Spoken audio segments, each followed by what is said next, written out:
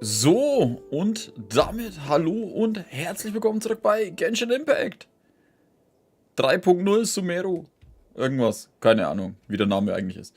Guten Abend, Mel, Tamara, Swanny, Klaus. War noch nicht noch mehr? Ich glaube, Voice war noch irgendwo. Ich kann gar nicht so weit hochscrollen, egal. Und der Rest. Kurze Info. Wir machen jetzt, ich werde jetzt Genshin Impact öfter im Stream spielen, also die Story auch. Falls ihr diese Streams nachschauen wollt, Aufnahmestreams landen im Streaming. Falkation, guten Abend. Aufnahmestreams landen im Streaming-Ordner. Also das sind alle normalen Streams drin. Die Gamme-Streams am Samstag, die landen im normalen, in der normalen Genshin-Playlist. Die Aufnahmestreams werden ja nochmal als einzelne Folgen so hochgeladen, klein geschnitten, ohne Facecam. Guten Abend, Fabian. Habe ich jetzt Falkation schon gesagt? Guten Abend? Egal, habe ich halt nochmal. Mit Sumeru 3.0 wird es auch eine neue Playlist geben. Die wird mit unten in den Videos auch jetzt verlinkt sein. Also da werden jetzt dann beide drin sein. Playlist bis 2.8 und neue Playlist ab 3.0. Weil wir sind ja jetzt schon bei, was, 500 irgendwas? 550 oder so? Ich habe keine Ahnung. Nur damit ihr es wisst.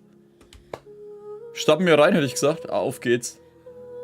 In Genshin Impact Patch 3.0. Also nach dem 2 Stunden Ladescreen hier.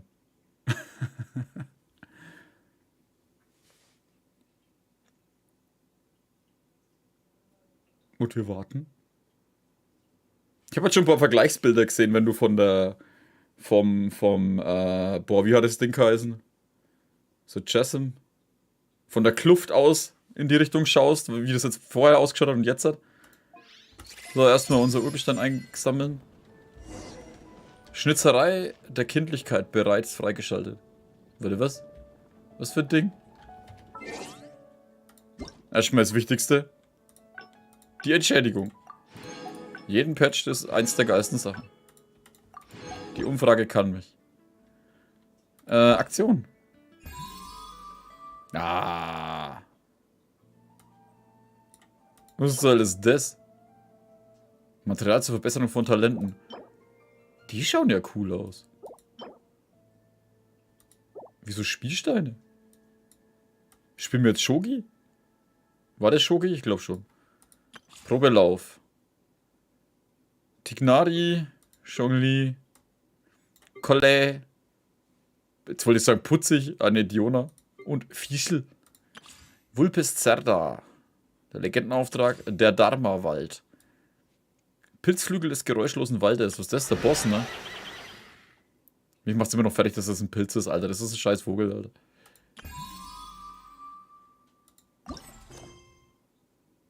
Begib dich in das Reich des Dendroarchons. Ziel verfolgen. Aber warte, wir haben das auch noch. Ja. Das habe ich aus Faulheit dieses Monat nicht geschafft. Keinen Bock habe, jeden Abend einzuloggen, keinen Bock habe, sonst was. Schauen wir uns mal die Gebete an. Einmal Tignari und einmal Zhongli. Göttlichen Kurs, den müssen wir jetzt auch gleich setzen. Einfach da drauf, damit er mir nicht auf den Sack geht. Und da haben wir eins.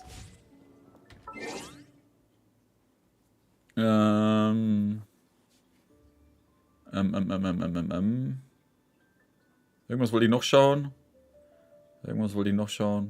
Ich hab's vergessen. Händler. Ah, da ist jetzt auch Fischls Klamott. Ah, Sky ist guten Abend. Jetzt kann man sie kaufen, wie ich es gesagt habe. Gut, wäre auch komisch gewesen, wenn sie jetzt nicht mehr zu kaufen wäre. So, da können wir uns 3 Stück holen, wenn wir irgendwann Bock haben. Kristalle aufladen braucht man nicht. Okay. Wo gehen wir hin? Da unten gehen wir hin. Okay. Jetzt holen wir uns erstmal eine Übersicht. Schön. Wo ist eigentlich der offizielle Eingang von dem Ding? Gibt es da eigentlich offiziellen Eingang? Das wirkt noch sehr klein. Kann das sein? Adrian, guten Abend.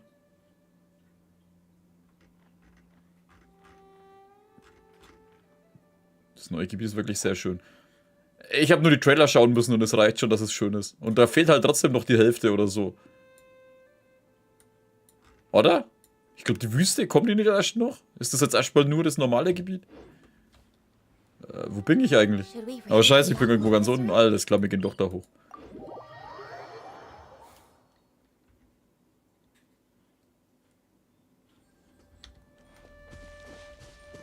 Ich könnte einen normalen Weg gehen, aber das sehe ich gar nicht ein. Ich will auf diese verdammte Klippe hoch und da oben schauen.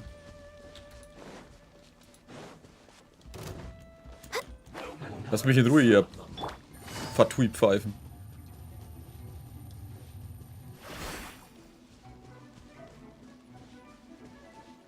Oh.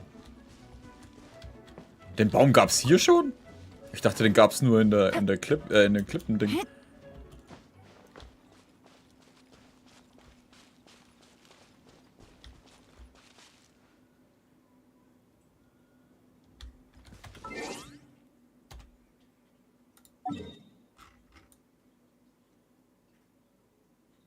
Ja, wie die Hauptinsel. Es ist trotzdem dann bloß ein...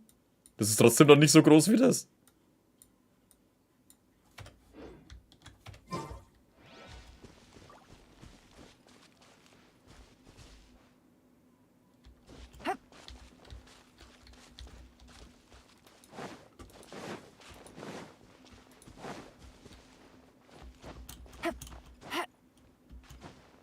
Nee, 50% halte ich für locker übertrieben, aber weit. Und wenn, dann auch nur, weil es Wüste ist. Und das ist keine Kunst, eine Wüste zu machen. Die könnten auch die könnten dann die Wüste auch so groß machen, wie alle Maps zusammen bisher. Wäre trotzdem nicht spektakulär.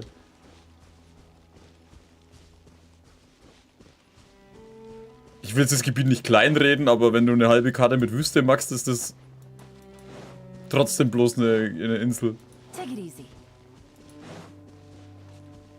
Wo ist der höchste Punkt? Den mal dahinter?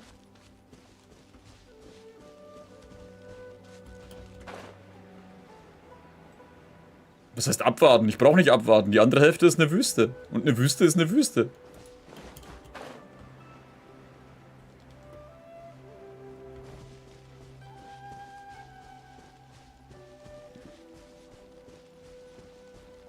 Das ist wie bei einem Wasserhahn zu sagen, abwarten, ob Wasser rauskommt. Okay, das war jetzt dumm, aber trotzdem. Hey, da ist so ein dämlicher Vogel.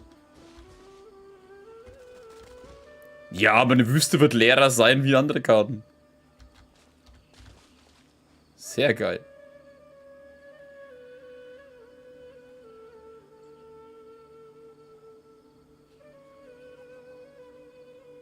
Okay, das interessiert mich schon mal.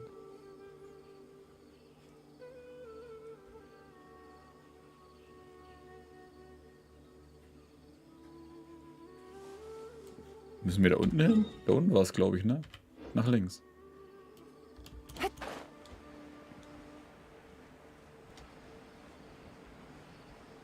Ich könnte schon mal das Ding da aktivieren, aber das sehe ich gerade nicht ein.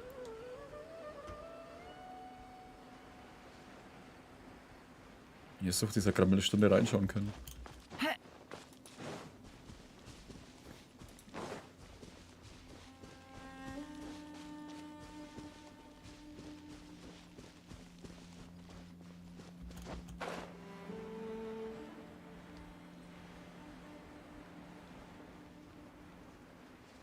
Ich auch nur so 5.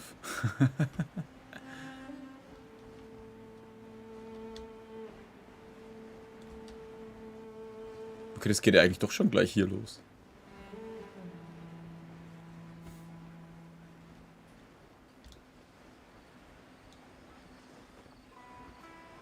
Mich würde mal interessieren, warum es hier losgeht. Achso, weil das die äußere Reihe ist, ne? Dieser Wald. Und, warte mal, da treffen wir doch das da einfach. Und, whoop.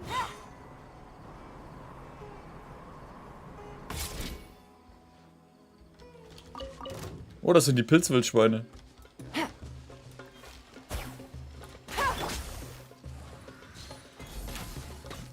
Guten Abend, Schumchen.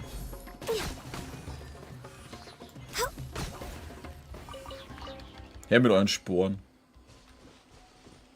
Das Reich des Dendro-Archons. Hä, da oben auf?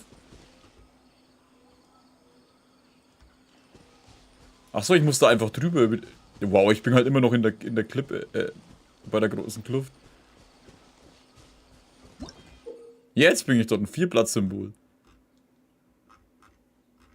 Sumeru ist manchmal ein Symbol, das wie eine vierblättrige Blume aussieht, zu finden. Es schaut eher wie ein Zeiger aus, aber okay. Man kann es auch vierblättrige Blume nennen.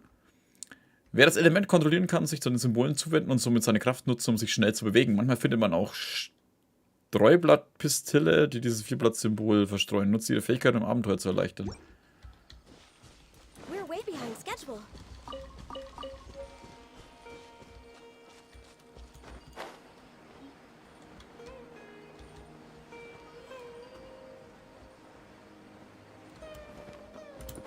Pupman, guten Abend. Hey, ich bin durch die Blume gefallen, was soll denn das? Verdammte Kollisionsabfrage.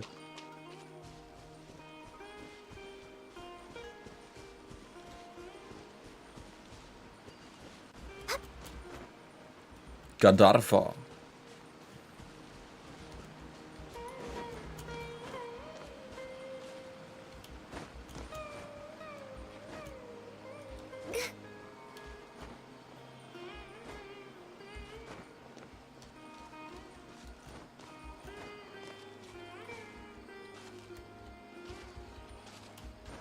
Hey. Ach, das geht jetzt schon? Ich dachte, ich muss Dendro dazu haben. Naja, gut, jetzt habe ich es so gemacht. Pech gehabt.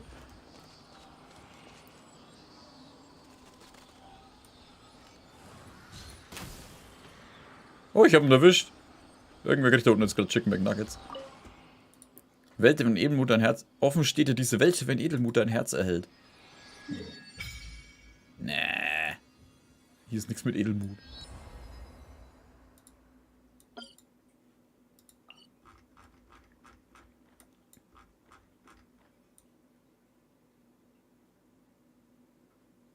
Sumeru schaut schon ganz cool aus an sich, die Stadt.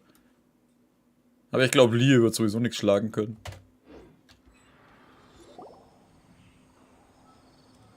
Was ist das schon wieder?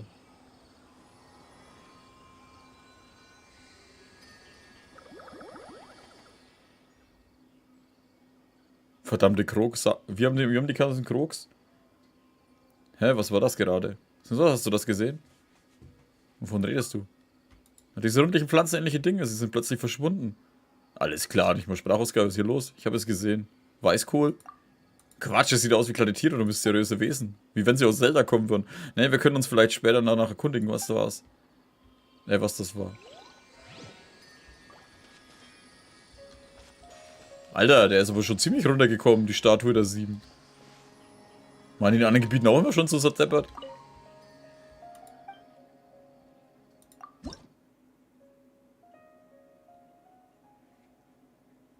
Jetzt muss man den Mist auf, oder? Dendroculus. Das zu sammeln habe ich nicht vermisst.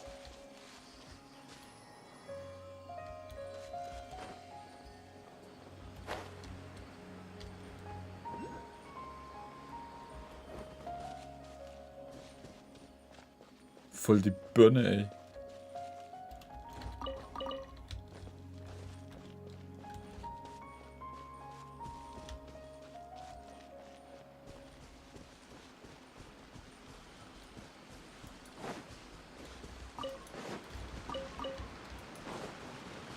Next on the agenda, healthy body, healthy mind. Ah, shit, es gibt wieder irgendwelche Gewächse, die an Hängen hängen. Darauf habe ich jetzt schon keinen Bock mehr.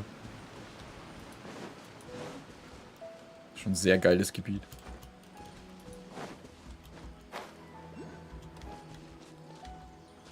Die Blumen sind echt schön Design. Die soll doch nicht langweilig werden.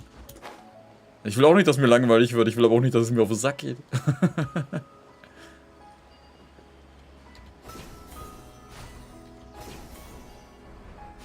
Wo ist noch eins? Da drüben.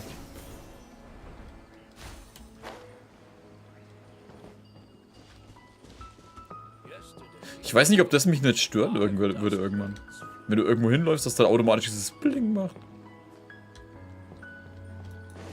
Ich meine, wahrscheinlich stört es mich trotzdem nicht, aber man will es mal gesagt haben. Oh, da ist ein Aussichtspunkt. Die fackelt auch alles ab. Tja, ihr Lügner. Niemand fackelt da irgendwas ab. Das lässt das Game Design gar nicht zu. Spaß zerstört. Eintrag zur Stadt der Weisheit auf dem Bauwürfel im Handbuch hinzugefügt. Warte mal, ich soll immer noch dahinter. Das sehe ich gerade erst. Ah, jetzt sehe ich wieder diese ganzen Dinger auf der Karte. Nein, ich will die Dinger nicht sammeln. Hört auf damit. Da ist einer. Lass mich ran, da komme ich nicht rein. Aha. Ich könnte da durchlaufen, ich müsste mich nicht mal bücken. Schweinerei.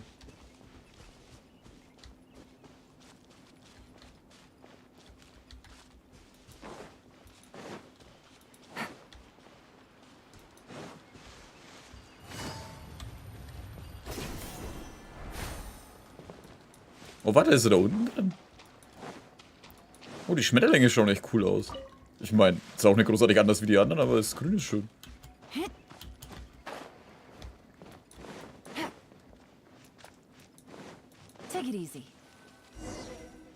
Geh weiter in den Wald. Hey, von da kam ich gerade. Was soll denn der Mist?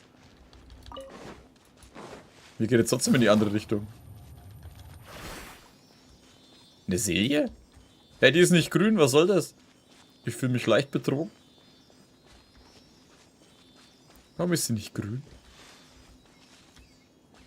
Warte mal, die waren im Ding aber auch eigentlich blau, ne? Stimmt, nur im Eisgebiet waren sie rot. Okay, vergiss, was ich gesagt habe. Ich will sie trotzdem grün haben.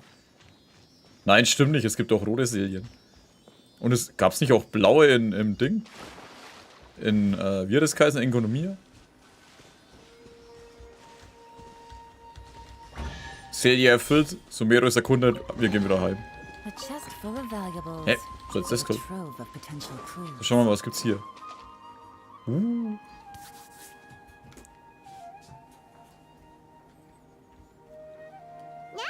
To Sumeru, our next objective should be to head to Sumeru City and find a way to meet with Lesser Lord Kusanali. And speaking of Lesser Lord Kusanali, even though we haven't heard too much about her, she doesn't seem to be the same deity who abducted your sister. But even so, people call Sumeru the Nation of Wisdom, you know.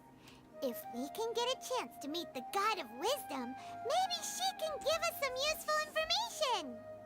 Das denke ich auch. Nein, das denke ich nicht, weil die ja alle nichts erzählen dürfen. But Paimon doesn't know the way to Sumeru City. Maybe we can climb up to that spot with the statue of the Seven on it. That'll give us a way better view of things. Even if we can't see exactly where the city is, at least we'll be able to check for some smaller settlements nearby.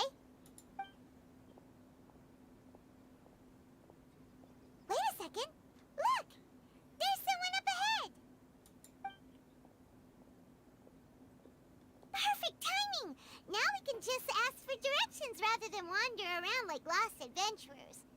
Hey there! We're not from around here and seem to have gotten a little lost. We'd like to ask for some directions. Paimon, sie ist schon weg. Huh? Did they not hear Paimon? Hey! You over there! Could you give us some directions? Huh? Fußgängerin von Sumeru, was für eine Beschreibung. What's going on here? There's no way she could have missed that. Wait! Could she be ignoring us? Vielleicht gibt es einen... How dare she? Vielleicht gibt es einen Grund, dass sie uns ignoriert hat.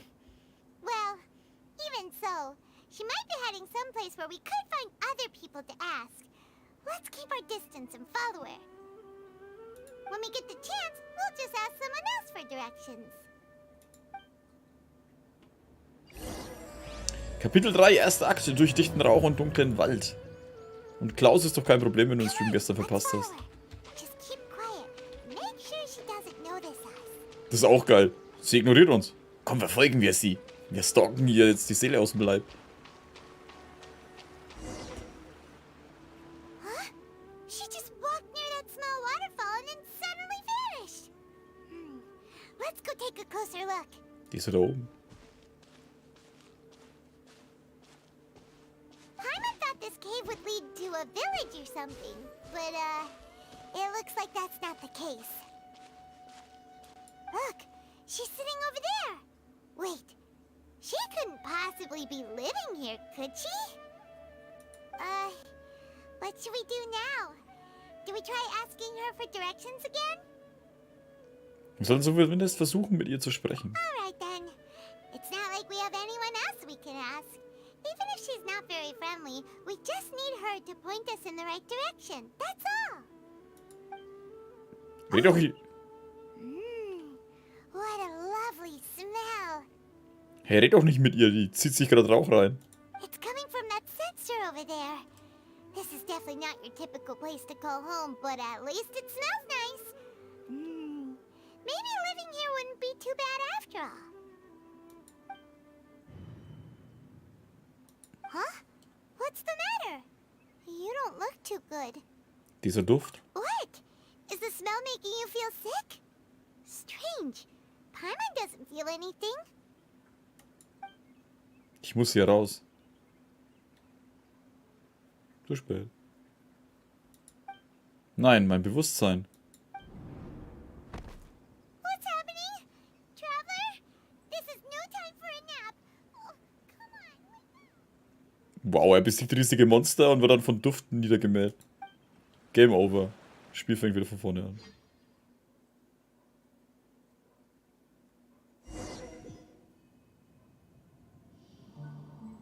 Oh, stimmt, der VR-Wald.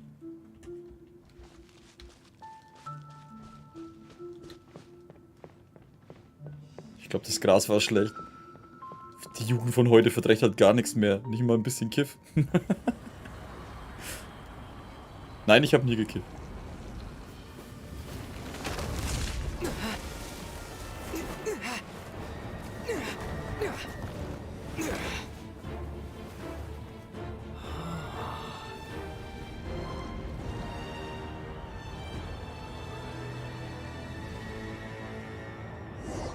Ja, auch geil. Ich vertrage ein bisschen Rauch nicht, aber ich kann über Felsen springen und irgendwelche Sachen auf irgendwelchen Sachen rumrennen.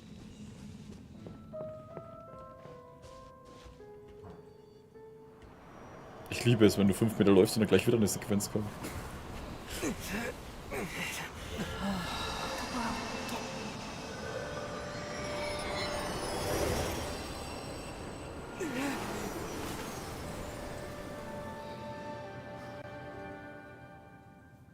Bei den Hallus war es wohl auch weniger Gras. Hey, wir sind in der Fantasiewelt. Wer weiß, was das war. What a bummer. Was war das? Achso, ich habe die Hutao ausgeskippt, oder? The traveler's been out for a long time now. Yes, you can relax. Believe me, Master is extremely knowledgeable. If he says that he's going to be alright, then there's absolutely nothing to worry about. Kollege. Wochenende muss ich die Mangas lesen. Oh, are you awake now? Nein, ich habe meine Augen nur offen und schlafe dabei. Oh, thank goodness, Traveler, you're finally awake! Alle Paimon abgehen. Wo bin ich? Well, we're at... good question. Where are we? Paimon was in such a panic when you passed out that she even forgot to ask what place this is. This is Gandharvaville. It was originally built by scholars from Sumeru as a place to rest in the rainforest. Now it's mainly used by the forest rangers as a base of operations. My name is Kale. I'm a trainee forest ranger. My master and I found you passed out during our patrol, so we brought you here.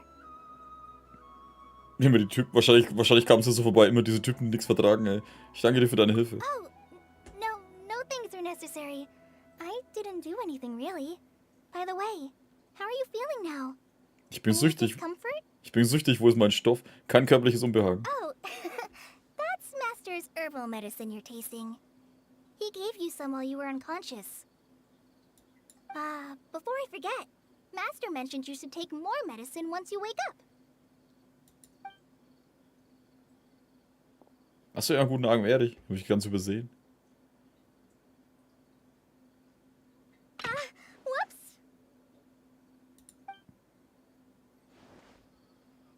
Kale, what's the matter? Were you trying to retrieve the medicine? As I've already told you, you must be careful with these.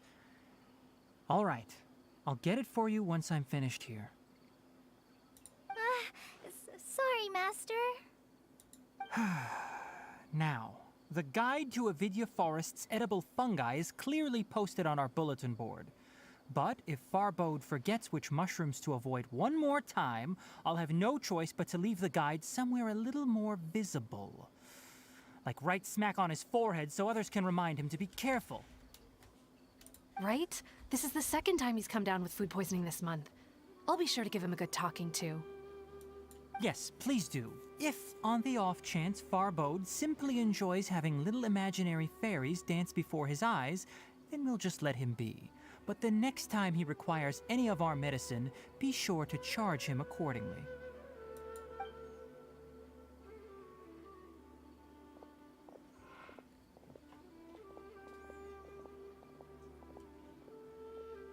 So, how are you doing? Feeling better? Oh, this is my master, Forest Watcher Tainari. He is chief officer over all the rangers here in Gandharvaville. I already informed Paimon about the reason you fell unconscious earlier. But now that you're awake, let me explain it for you as well. It is common practice for Sumeru scholars of certain darshans to dedicate themselves to training and meditation in isolated areas, particularly the nearby forests. While meditating, they use a certain incense known as spirit borneol to help calm their minds as they enter a state of deep rumination. In hopes of asking directions, you two followed a scholar named Hypatia into her cave. The incense you smelled inside was the spirit borneol I just mentioned. That incense typically has no effect on most people, but for a very select few, it can have profound effects on one's cognition, as you experienced firsthand. Does that make sense? Ja, jetzt ist mir alles klar. Very good. Now, answer me this. Did you feel anything after passing out? Say, any out-of-body experiences? Or did you see anything while unconscious? Du beschreibst, was du in der Dunkelheit gesehen hast. Das war doch voll hell, da war doch nichts dunkel. Nun ja. Kale, let the others know to stop bringing their patrol logs here for now. Huh? Why? Because these two will be staying here for the next few days. They can have my room and I'll bunk with Amir. Now get a move on and be sure to do as I've said. Yes, Master Tainari.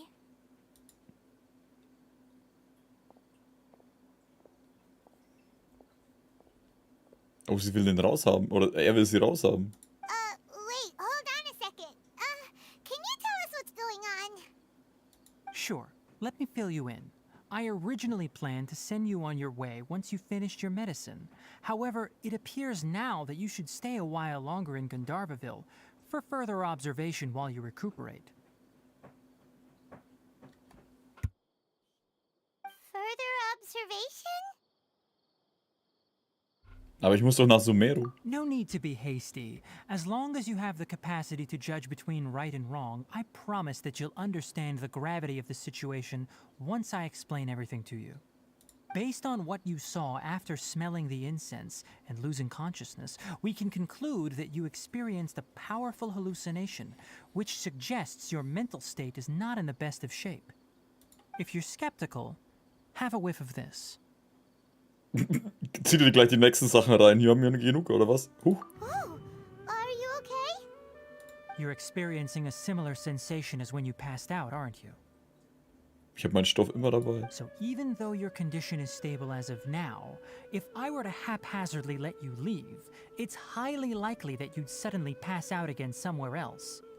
The rainforest is home to many fierce animals and hazardous areas. If something were to happen to you again, I'm afraid you might not be so lucky. For now, I suggest you continue taking your medicine each day and avoid wandering off on your own. At least until you stop having adverse reactions to this kind of smell, okay? Von mir aus. Good. Now continue resting while I fire up another bowl of medicine for you. Nicht mehr kiffen? Seriously? We just arrived in Sumeru and we're already having problems left and right.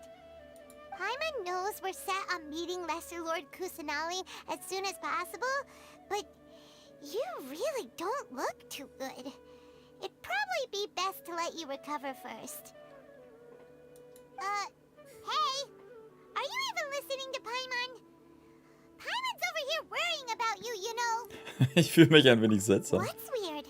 You mean how you're feeling now? Irgendwas stimmt wirklich nicht mit meinem Körper, aber... You mean the vision of tree roots and red skies you saw? But if those weren't hallucinations, what could they be? Ich weiß es nicht. Ich hatte das Gefühl, dass ich in diesem Moment tief unter der Erde stand. War der rote Himmel etwa Canria? Well, considering how unique you are, Paimon trusts your judgment here. But why didn't you say anything about it to Tainari? If he misjudged your condition, then there's a chance you could get worse, right? Ich glaube nicht, dass er falsch liegt. Huh? You mean that Tainari already knows that what you saw weren't hallucinations? But if that's the case, why would he try to hide that from us? Genau, ich werde also versuchen, der Sache auf den Grund zu gehen. Hä? Oh, Paimon gets it now. That explains why you were so quiet earlier. Well, that settles it then. We'll stay here to rest up and figure out what's going on with your hallucinations. But it seems like asking Tainari might not be an option anymore. What do you think we should do? Sprechen wir mal mit Kolle. Good idea. Kale's pretty friendly. We can ask her tomorrow about what she knows regarding the Dendro Archon and customs in Sumeru. So, guten Abend Dominik, guten Abend Darius, guten Abend Alan. Guten Abend Kati. Come on, it's time to go find Kale. Ich will das Ding da haben. Gib mir die Truhe. Okay. Wir haben jetzt die Kolle getroffen. Wir haben den Tainari getroffen. Ich finde die Kolle irgendwie ganz cool. Ich mag den Tainari nicht. Ich weiß nicht, der kommt mir irgendwie zu arrogant rüber. Frag mich nicht warum. Also ich bin keine Ahnung, ich bin nicht sein größter Fan gerade. Vielleicht ist es nur so das Anfangsding, aber... Wobei ich natürlich cool fand, so einen Vorgesetzten möchtest du nicht haben. Du schmeißt irgendwas runter und dann... Oh, ich habe 10 Kilometer auf 10 Kilometer Entfernung gehört, wie ein Eichhörnchen gepupst hat.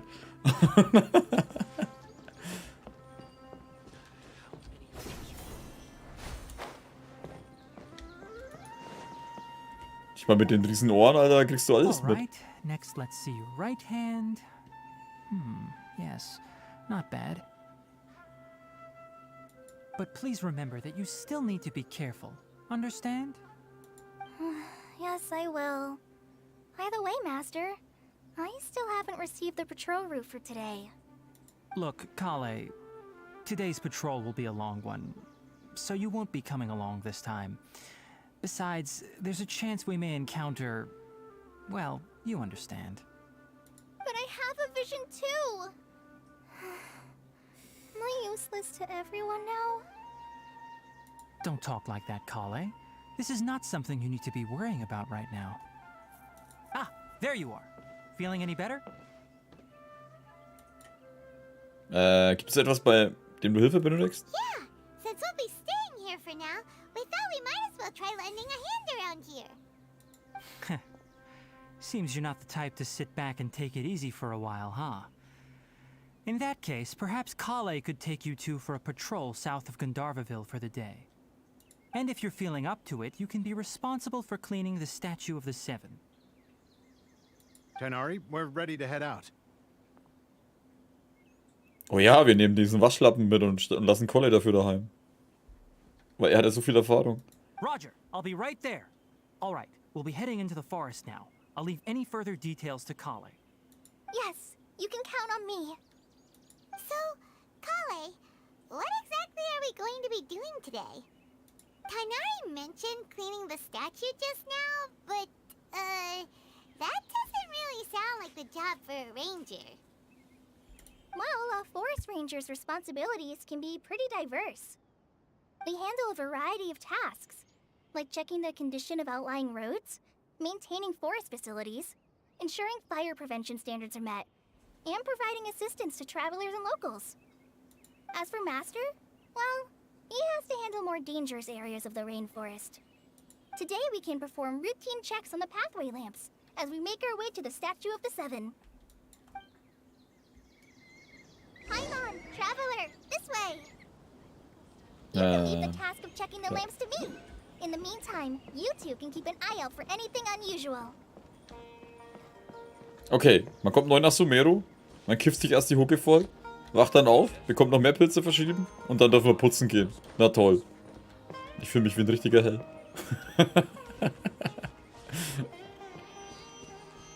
Krieg ich dafür wenigstens irgendeinen Stoff dann dafür, um ihn mir reinzuziehen?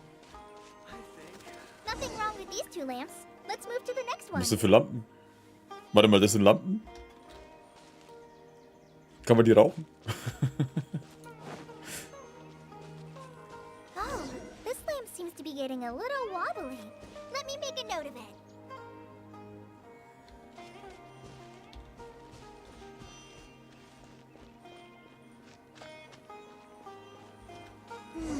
No problems with this lamp. Good. Die ist halt schon auch geil konstruiert, weißt du, nimmt einen anderen Stab, macht 2 Bänder rum und steckt einen anderen Stab mit der Lampe rein. Ich dachte, die wachsen so. Geht die nicht eigentlich ein? Egal. Mehr Pilze für mich? Warte mal, laufe ich eigentlich richtig? Halt, ich soll dann über.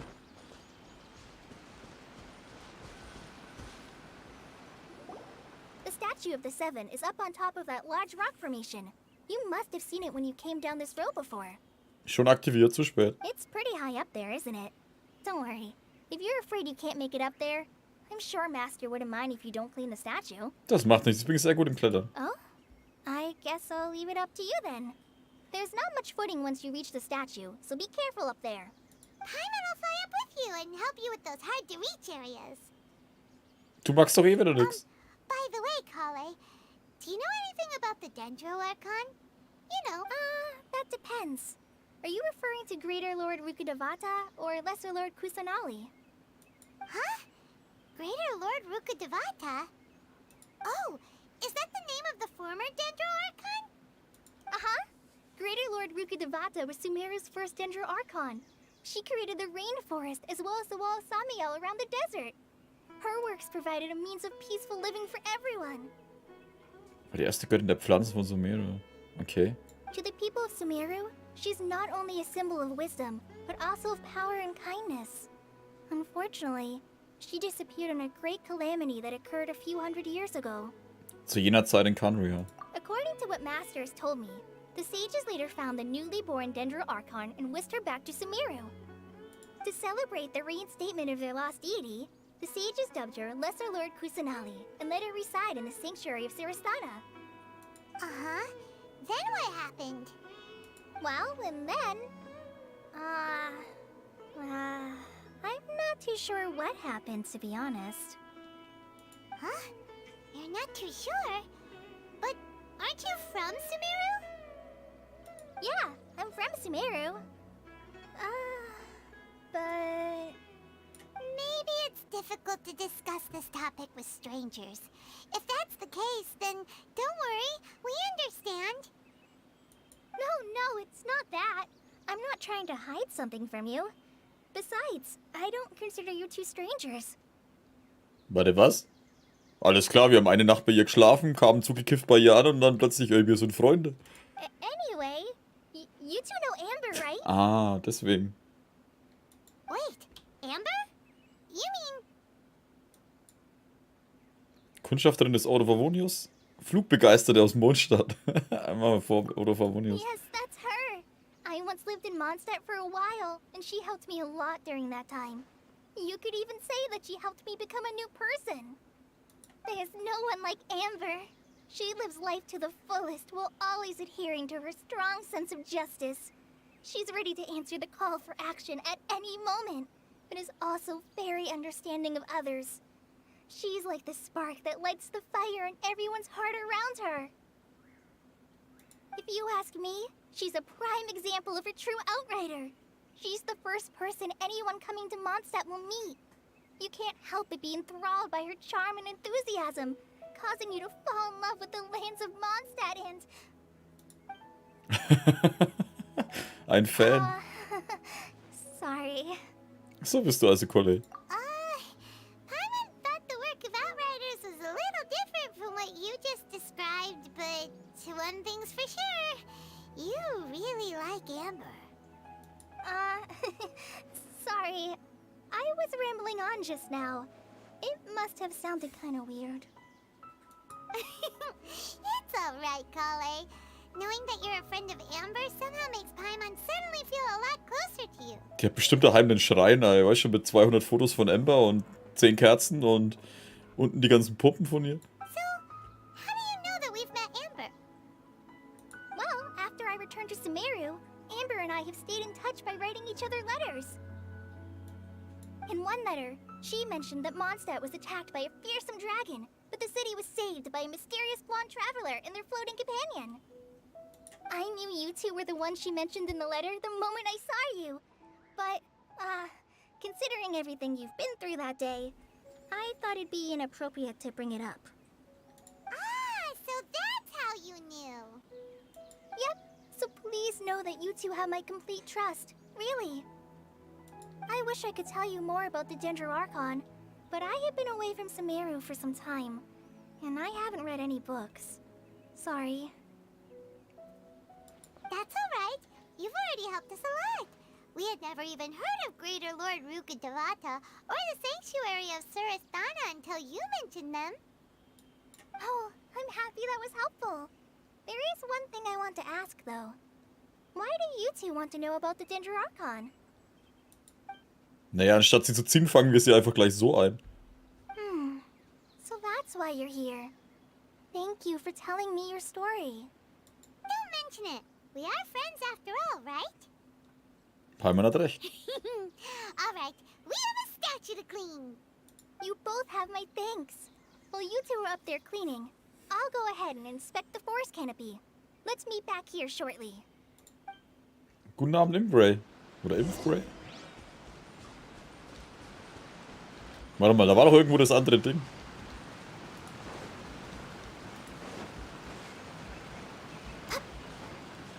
Okay, sie weiß nichts über den Dendroarchon, aber weiß sie wenigstens, wo wir gutes Zeug herbekommen? Das ist schon irgendwie cool gemacht. Dass wir da halt nochmal naufen müssen. Now that Paimon looks at it, the deity that's carved on the statue is kinda small. Do you think she's supposed to be Greater Lord Rukkhadevata or Lesser Lord Kusanali? Ich denke mal, da wird ja immer aktuelle gezeigt, oder? Niedere Herrin Kusanali. The name does seem to fit the statue somehow. Well, anyway, we'll have to figure that out later. Let's get started on cleaning the statue. Paimon will fly up and take care of the top and you clean everything below. Als wüssten die jemals irgendwas über irgendwen in Genshin, wäre doch zu einfach. Nice work. Ja, das That's stimmt. one clean statue. Let's head down and meet up with Kale. Ja, echt eine saubere Statue mit 200 Rissen, zig abgebrochenen Sachen und keine Ahnung was. Die ist hart in Schuss, Mann. Aber es stimmt schon, da weiß immer keiner über irgendwas. Ich meine, du kannst zu irgendeinem Haus gehen, klopfen. Ey, was macht denn dein Nachbar? Scheiße, ich hab einen Nachbar. Wo kommt denn der jetzt her? Das Haus war da aber gestern noch nicht. Kale, we're back.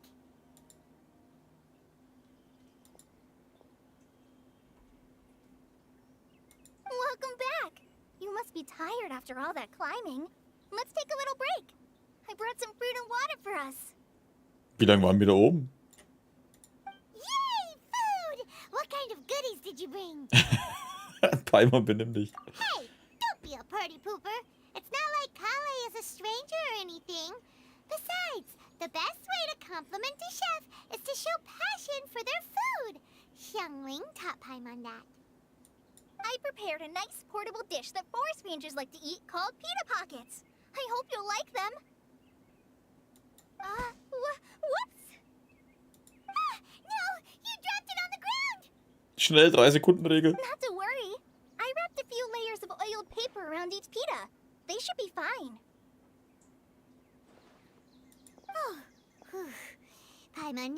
heart attack there.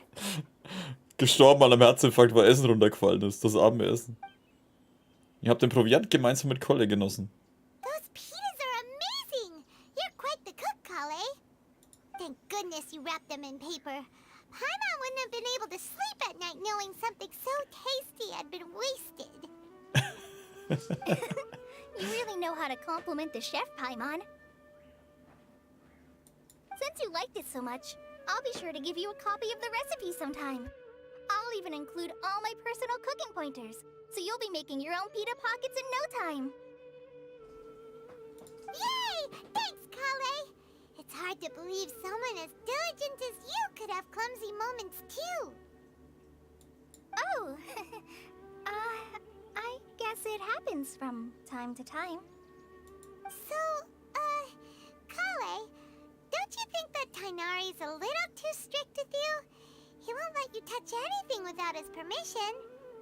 Paimon knocks stuff over all the time flying around the Traveler, but he's never said anything. Everyone has their clumsy moments. No, you've got the wrong idea about Master. Sure, he may seem a bit harsh at first, but with some time, you'll see that he's actually very kind-hearted. I've heard the veteran rangers say that Master is from some ancient and mysterious race that is known for their cunning wit and reclusive nature. Oh, by the way, you've heard of the Academia, right? Well, there's a group called,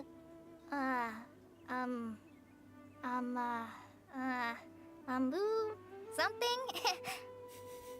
Alter, wie lange bist du denn erst wieder hier? Seit gestern?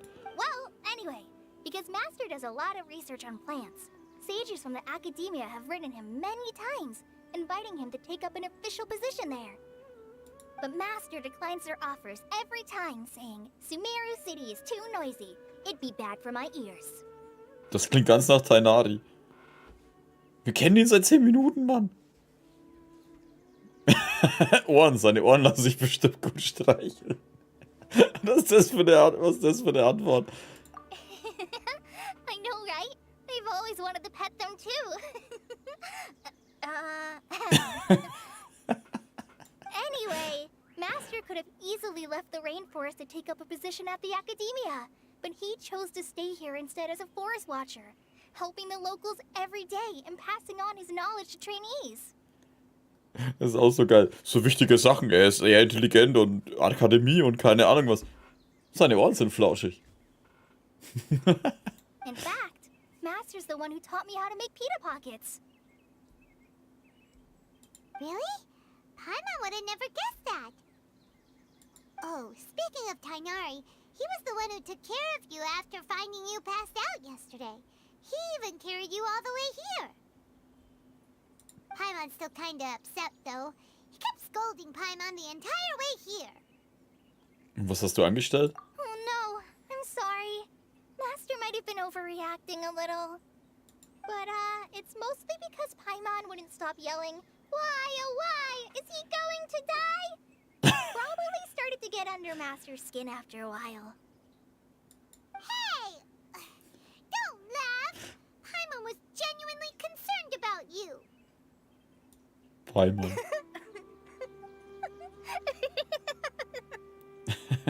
Kolea, das Lachen ist ansteckend. Hey! Now even Kale started to laugh. Alter, die ganze Welt lacht über dich. That's it! Paimon won't forget this. It's time for some Paimonial wrath! Was? Paimonial Wrath? Das hört sich geil an.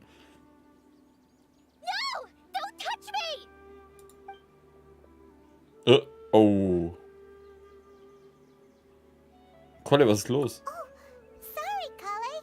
Paimon didn't mean to scare you.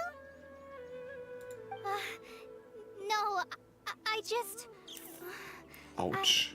I didn't mean that. Kale, are you okay? What's the matter? No, I'm fine. I'm sorry. I must have startled you both reacting like that. Oh, well, it's getting late now. Let's hurry back to Gandharville. I think Master and the others should be back by now, too.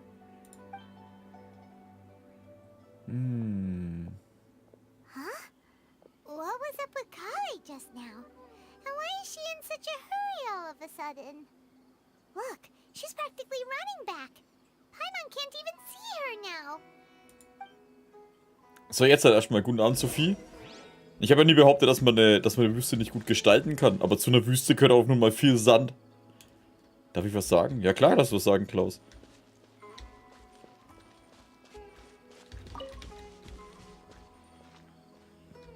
Ich meine, man kann es schon gut gestalten, aber zu einer großen Fläche Wüste gehört auch nur mal viele Fläche Sand.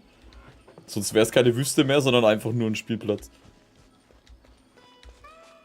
Und man kann hoffen, dass die Katze nicht reingemacht hat. Einen riesigen Sandkasten.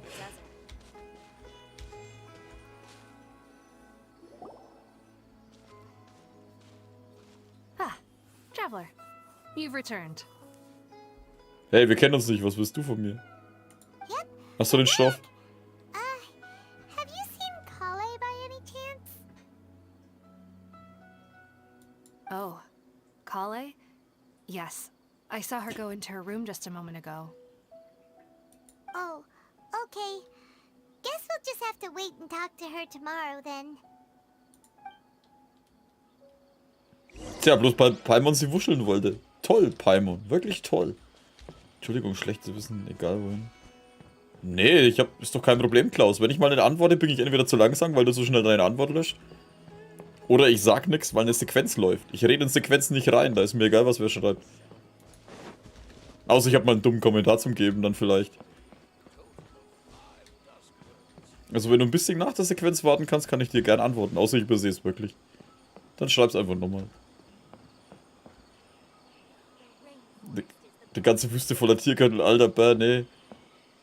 Riesiges Katzenklo. Hol das Katzenstreu raus.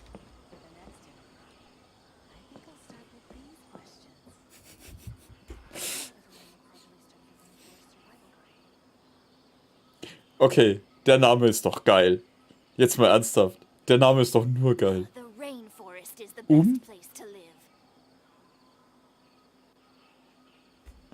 Hey, wer bist du? Nein, du sollst es nicht überlegen. Wer bist du? Nein, wer bist du, verdammt nochmal? Rudaba? Also deine Eltern haben sich doch einen Spaß erlaubt, jetzt mal ernsthaft. Johannan. Also da hat es zu Johanna nicht gereicht, oder? Da musst du mir doch das Ende anhängen. Laufe ich überbrich? Achso, ich bis zum nächsten Tag warten. Okay, wer bist du? Amir. Das ist ein Name, den kann ich akzeptieren. Oder der ist in Ordnung. Zeitung Pfirsich. Was ist das da? Programmbeschwörung. Seltsame kleine Wesen, dass das Erscheinen der verheißungsvollen Zweige begleitet, ist das Dendrogranum. Es symbolisiert den Schutz durch die Dendrokraft. Bei Treffern mit heftigen Schlägen oder gezielten Schüssen führt das Dendrogranum abgestimmte Angriffe aus. Deinen Abenteuern wirst du auch auf Gegenstände stoßen, die du mit der Kraft des Dendrogranums aktivieren oder zerstören musst. Also im Prinzip wie das andere Zeug in Inazuma.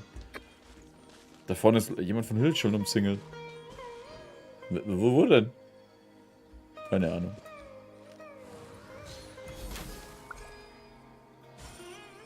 Oh, cool. Ah. Guten Abend, Jonas. There's nothing wrong with reaping a reward every now and then. Da wird doch niemand von Hild schon da oben?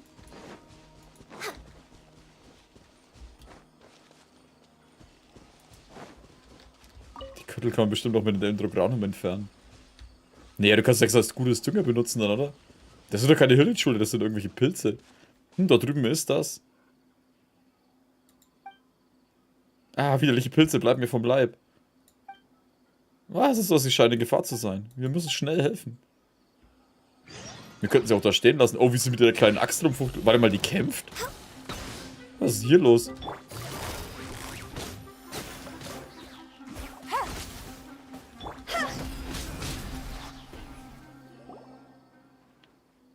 Danke vielmals, sie war eine große Hilfe. Naja, du mit deiner kleinen Axt wolltest da rumfuchteln. Wir sehen können, bin ich die Waldhütermeisterin für diese Gegend. Alter, mir sind 10 Meter gelaufen. Ich dachte, Tagnari ist der Waldmeister. Waldhütermeister, der Waldmeister, ja. Mein Name lautet Rana. Ich bin Sensoras. Paimon ist Paimon, wir kommen aus einem anderen Land. Verstehe, nach eurem Aussehen zu schließen, seid ihr tatsächlich keine Einwohner des Waldes und scheint auch nicht aus dem gelben Sand zu kommen. Du meinst aus dem Katzenklo. Eure Kleidung scheint eine hohe Atmungsaktivität aufzuweisen, was bei Reisen in Sumeru von großem Vorteil ist. Atmungsaktivität hat zur Hälfte nichts an, Mann. Dann sollte sie Tainari kennen. Oh, so was bist du auch mit Tainari bekannt. Auch wenn Tainari unnahbar wirkt, ist er doch ein guter Mensch. Als ich nach Ausbildung war, hat er sich sehr um mich gekümmert. Außerdem sind seine Ohren sehr ansehnlich. Es geht halt jedem nur um seine verdammten Ohren. Genau wie ich. Warte mal. Ich muss ja auch gerne einmal berühren. Paimon könnte heimlich vorbeifliegen und sie berühren. Sowas könnte Tainari wütend machen, oder? Ja, aber es geht nur um Paimon. Nicht wahr? Sie glänzt so schön. Ich frage mich immer, wie sie sich anfühlen. Das Kind bei ihm ist sicher auch sehr daran interessiert. Wir machen jetzt eine Gruppe auf. Tainaris Ohren. Rana, du meinst, ist das Kolle?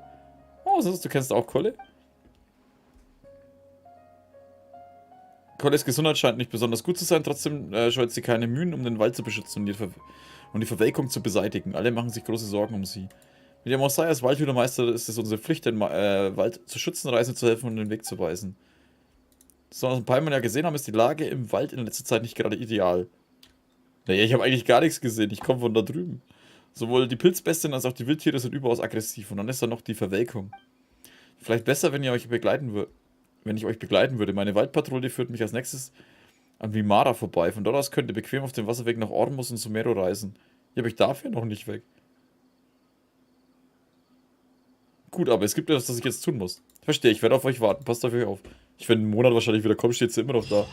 Halb vergammelt. Boba Fett, guten Abend. Wie findest du den neuen Charakter? Kolle finde ich cool. Wobei ich sie noch nicht gespielt habe. Und Tainari finde ich einen ziemlich arroganten Sack. Aber er kommt wahrscheinlich nur so rüber. Er ist halt ein netter Typ, der wohl ein bisschen so wirkt. Und scheinbar sind seine Ohren ziemlich flauschig. Die halben Gespräche gehen nur um seine verdammten Ohren. Guten Abend, Master. Oder eher Jamie.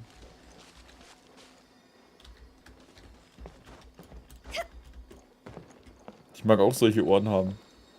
Alter, weißt du, wie schwer es ist, wahrscheinlich die zu putzen? Wenn sich da 5 Kilo Ohrenschmalz drin sammeln, keine Ahnung. Lars, guten Abend. Bäh. Was für ein Thema. Wirst du den pullen? Nee, werde ich nicht.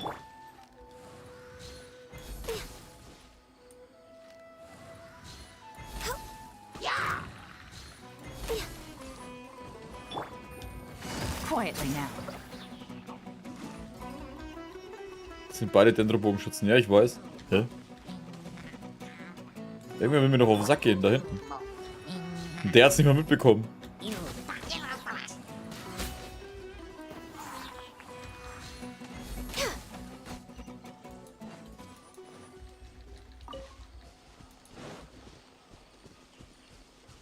Kann man sicher gut drauf schlafen. Auf den Ohren? Also so groß sind die jetzt auch wieder nicht.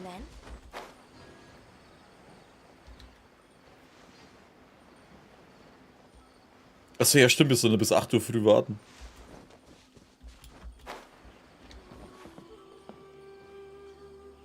Aber jetzt mal ernsthaft, also eins haben die noch nicht begriffen. Wie schaut's denn mit der Sicherheit aus? Hier ist nirgendwo ein Geländer, außer ein bisschen da vorne. Und das ist ja wohl kein richtiges Geländer, Mann. Wo sind denn hier die Sicherheitsbestimmungen? Gibt's hier keinen Beauftragten, der dafür sorgt? Weißt du, so eine lumpige Seile. Also Deutschland würde es nicht abgesegnet werden, ey. Das würden die sofort abreißen. Diese Baubestimmungen. Was das alles kostet. Warte mal, wir pennen mal bis früh, dass wir weitermachen können. Und 5 Jahre für die Neuplanung brauchen. Ja, und danach fangen sie an und reißen es dann doch wieder ab. Na gut, die letzten paar Stunden hätte ich auch noch rumgammeln können.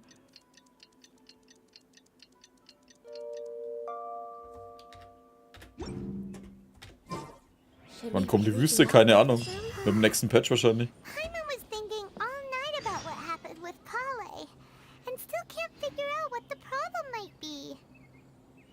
Maybe she's in a better mood now. Let's go check on her. Naja, wir sollten das vorsichtig angehen. Wir gehen hin und schütteln sie, bis sie es uns erzählt. Ja, ich muss die Mangas noch lesen. Oh, der Tainari. Wahrscheinlich das Kollege abkaut, oder? Hey, Flauschohr. Flauschiges Ah, Öhrchen. it's you two. I was just about to go look for you. Ja, ja, deswegen stehst du hier dumm rum, ne? Du wolltest gerade zu uns gehen. Huh? Tainari, what are you doing here?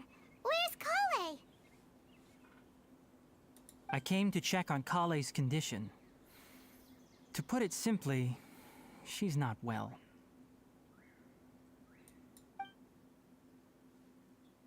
You mean she's sick? How could she be...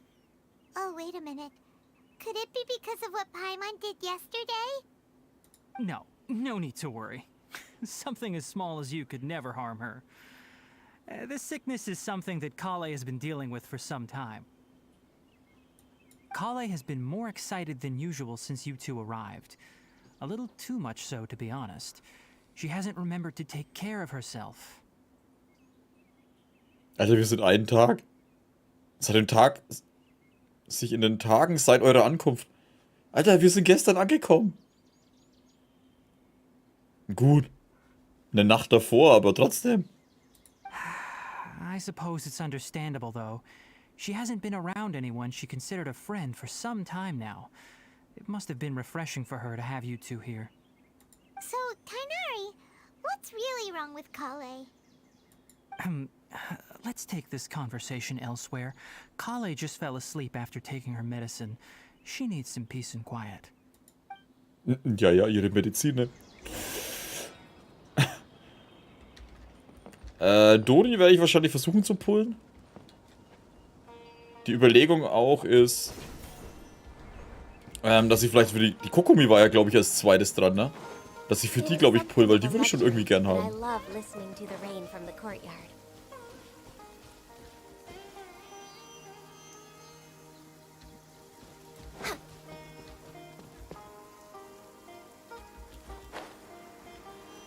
Hier ungefähr. Wow.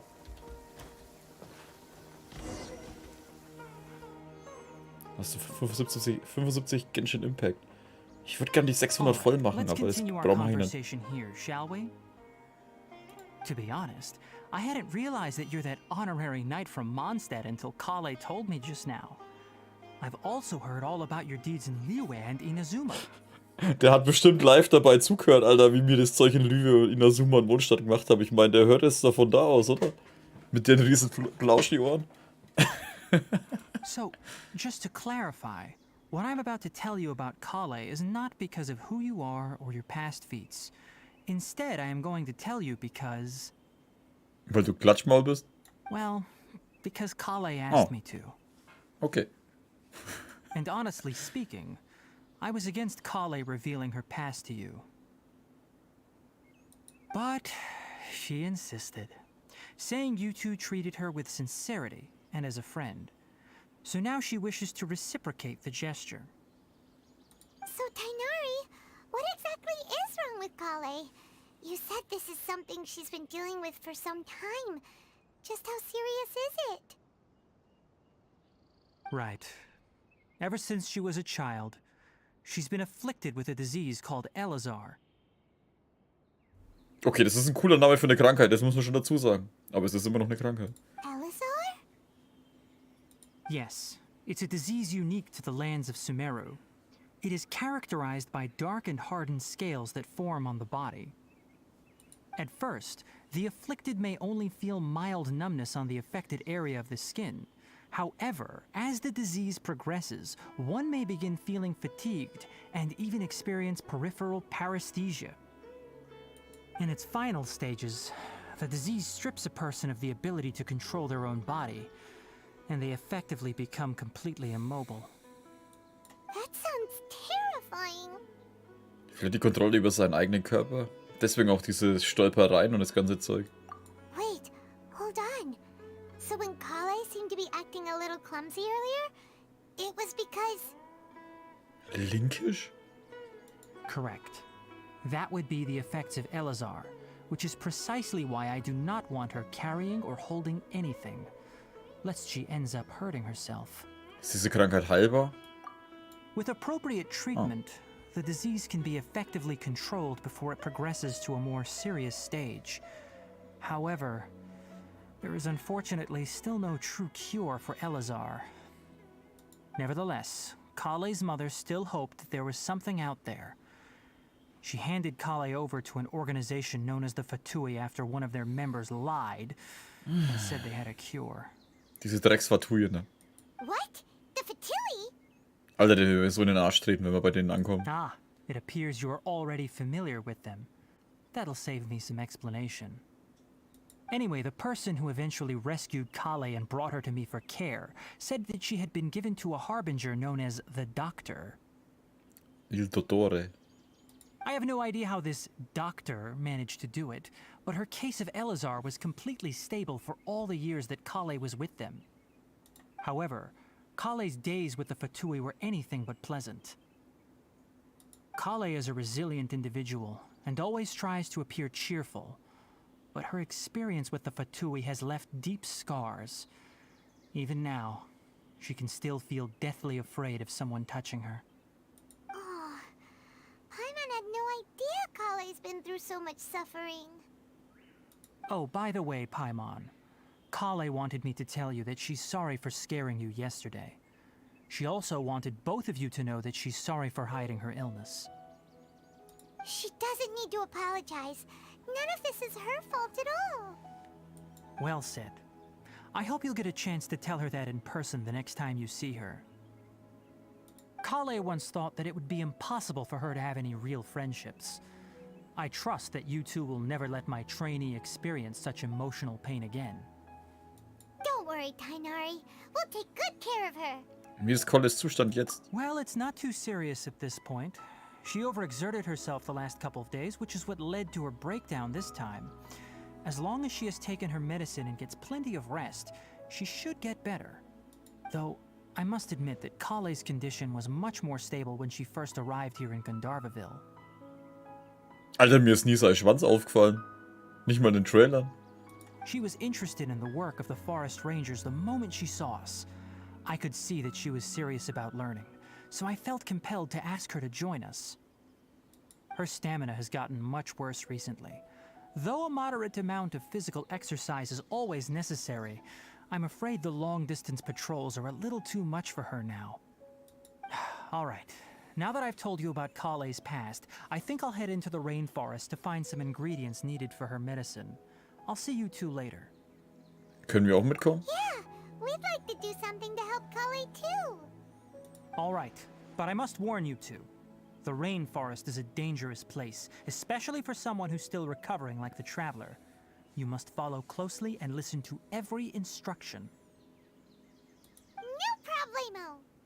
Let's go then. We'll be looking for a plant known as Lunar Lotus. It's often used to help those afflicted with Elazar recover their energy. Wir Tainari, sollen auf ihn hören. where exactly are we going to find this plant? Lunar Lotus can be found all over the rainforest, but it often grows right here around Gandharvaville. Given the name, it sounds like we should be looking for it in the water. You are correct. Lunar Lotus grows in the water. When fully matured, they look like giant blue flowers floating on the water's surface. Quite an attractive species, if you ask me. The large petals are actually the plant's leaves and sepals, which surround a very small flower. You should note that many of the plants found in Sumeru have names that are contrary to their species. Take the Kalpalata, for example. The plant is not a lotus at all, but rather a vine. And then there's the Sumeru rose, which is not a rose, completely contrary to its name. Oh, okay then. Biene Maya. Stimmt, ja. Never bring up the topic of flowers with Tainari. Das ist so geil. Der fängt da voll passioniert an zu erzählen und Blume hier und Blume da und Paimon so, okay.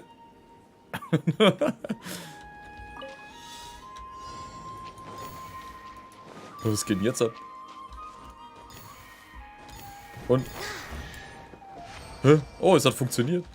Stimmt, das sind die Dinger, was ich umstellen There's kann. nothing wrong with reaping a reward every now and then. Der Schwanz auf der Nase ist genauso flauschig wie die Ohren. Ich find's lustig, dass YouTube das ausgeblendet hat, ne?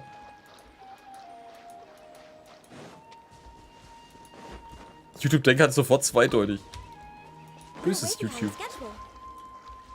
Kleines versautes YouTube. Ups. Hui. Springt sie dann eigentlich höher? Ne, immer gleich hoch, ne?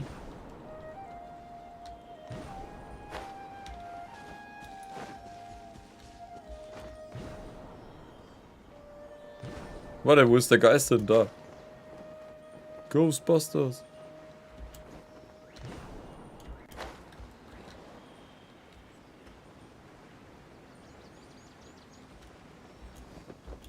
Alter, es ist halt schon irgendwie gerade geil. Ich meine, wir sind jetzt schon eine Stunde ungefähr, naja, ungefähr eine Stunde in Sumeru und wir sind noch keinem Drecksschleim begegnet. Das ist schon geil. Ja, lass mich in Ruhe, ihr komischen Pilzfuzis.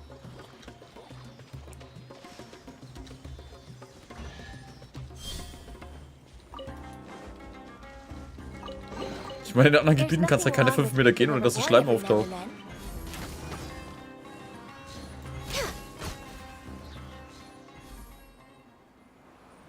Scheiße, Hilichus. Nee, doch, Hilichus habe ich doch auch schon gekillt, oder? Oder bin ich jetzt doof?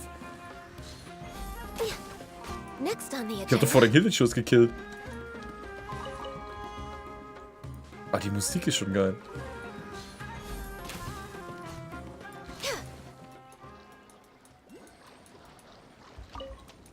Also ich bin schon mal froh, wenn da die Schleime mal nicht mehr so oft rumgammeln. Wahrscheinlich gehen mir die Pilze dann irgendwann auf den Senkel. Aber die Pilze sind immer noch besser wie diese dämlichen Geister in Inazuma. Frischer Nino Pala Lotus. So, wir klauen nur das Innen drin. Alter, der wird die ganze Blüte mit.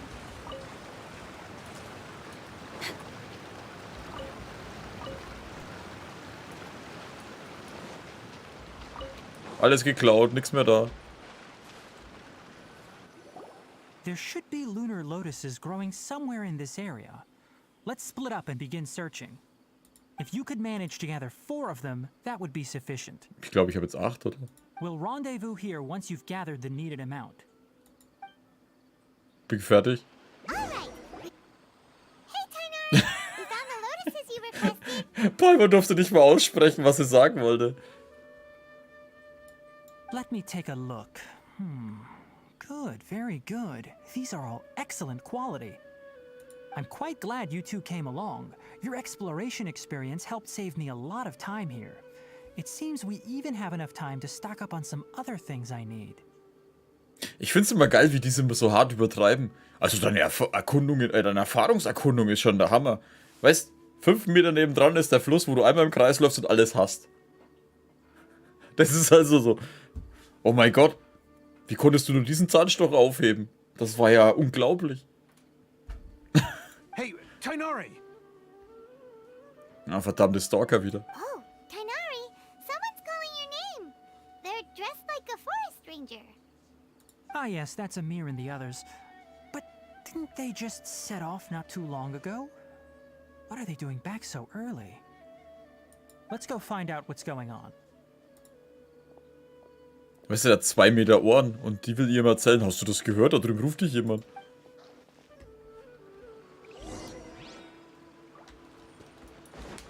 Warte mal, was ist das da jetzt? Hast du es noch? Hä? Ach, der öffnet sich nachts. Das ist sehr cool. Hä? Habe ich den anderen nicht schon eingesammelt?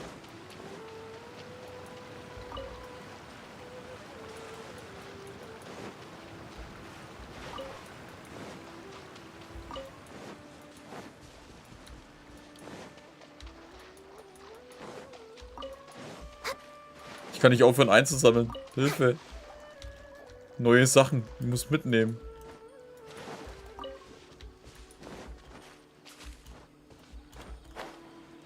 Achso, ja, und so mal ganz nebenbei erwähnt. Rekord momentan mit 41 Zuschauern. Danke auch an alle Stillen, die wo dabei sind. Hammer. Freut mich. Tainari, thank goodness we found you here. We were just about to head back and find you at Gandharvaville. What's going on? We just discovered a withering zone. The withering is back? But the patrol route you were on should have been already clear just a week ago. It reappeared so quickly. Can you tell me the exact location? It's up ahead, deep in the river valley. It's appeared in a spot that blocks nearly the entire narrow part of the valley area, so we decided to come find you as quickly as possible. And the radius of the contamination? Sorry, I couldn't get a clear enough view to tell. No one in our patrol team had a vision, and it appeared to still be spreading, so we didn't risk getting any closer. Okay, I understand. You made the right decision. I'll go deal with it right away. In the meantime, please guide these two back to Gandharvaville. Wait, Tainari, why don't you let us help you? You two have only just arrived in Sumeru. You're still unfamiliar with many things in these lands. Wenn's eine Lebensleiste hat, kann ich's platt machen. There's a unique type of anomaly that occurs in the Sumeru rainforest. It's called the withering. The affected areas not only cause nearby vegetation to wither, but it's also lethal to wildlife and even people. If you don't carry a vision, then you should think twice before approaching such places. Yes, Amir is absolutely right. I wasn't kidding when I said the rainforest is a dangerous place. As Amir said, only someone with a vision, that is, the power to manipulate elements, will be able to resist the withering's corrosive effects for a time. That's right.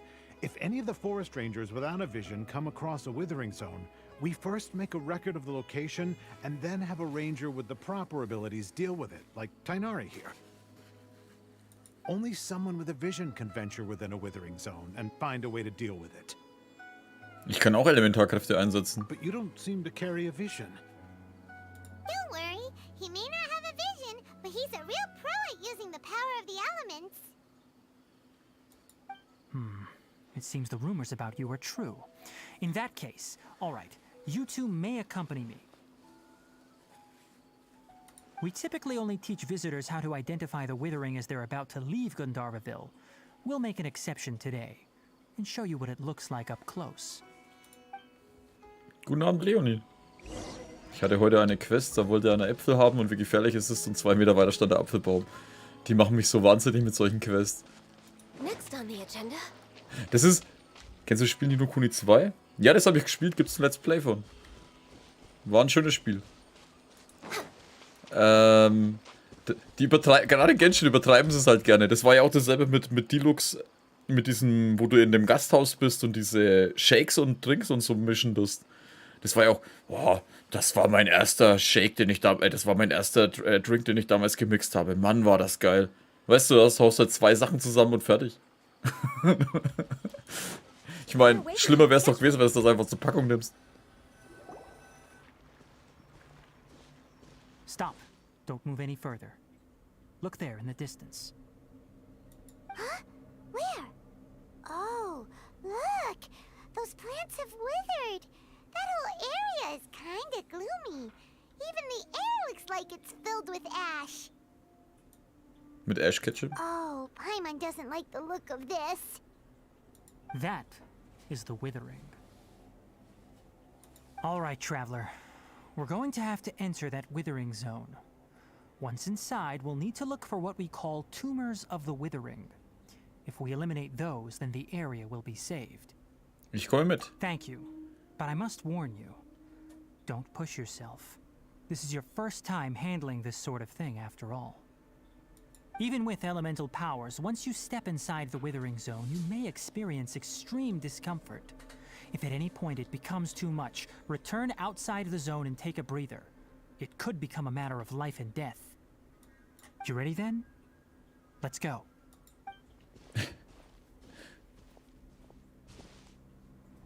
First, we must locate any branches sustaining the withering zone. Kann ich das so sehen?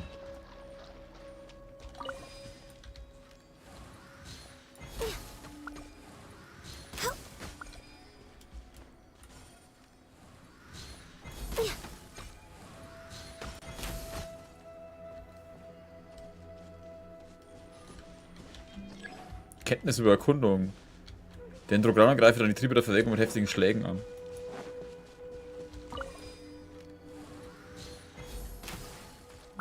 Zählt wahrscheinlich so nicht, ne?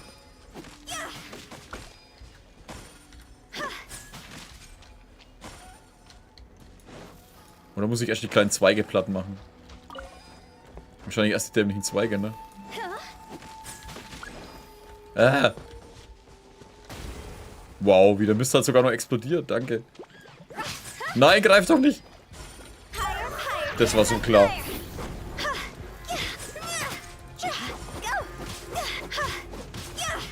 Alter, die Musik ist schon geil. Irgendwie hat es was von Star Wars. Also von den Star Wars Games. Was ist das da? Kerze des Lebens angezündet. Oh. Ach, Alter, da unten, da sehe ich erst die Verwitterung. Krieg ich es wieder weg? Nee.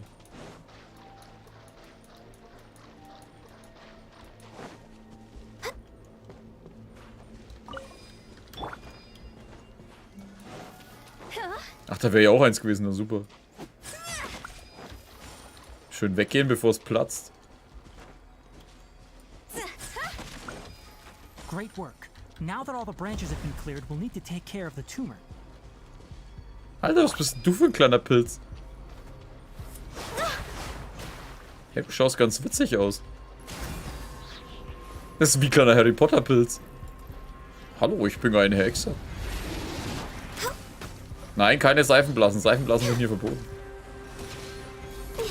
Now, destroy the tumors of the withering. Achso, ich muss den einfach nur berühren. Das ist irgendwie cool. We did it! Everything's returning to normal now! Yes, thanks to you two. We were able to quickly restore this area back to normal. Tainari? You make it sound like we did well, but why does Paimon have the feeling you're worried about something? It's that obvious, huh?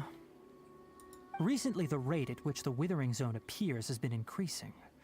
Even though we were able to quickly clear that withering zone, it won't be long before another one appears. If that simply meant more work for me, then that wouldn't be an issue. But it's far more severe than that. The withering is leaving lasting effects on the rainforest itself. For instance, even though we cleared out the withering zone, many of the plants that were affected will not recover. This presents a crisis for the ecosystem itself. Many plants in the rainforest are already in decline, directly impacting the wildlife that depends on those plants. And most disturbingly, as the appearances of withering zones have started to increase, Kale's case of Elazar has also become more serious. Huh? Well, why's that? I'm still not sure of the exact reason. However, I've received word from acquaintances at the academia that similar cases are being reported for patients with other conditions. Gibt es nicht eine Möglichkeit, diese Verwelkung endgültig loszuwerden? No, none that we know of. The withering has been recorded in Sumeru for millennia. It's said that it originates from the depths of the world. Das hört sich doch an wie dieser schwarze Schlamm in der Kluft, oder? Oder bin ich jetzt der Einzige, der wo das denkt?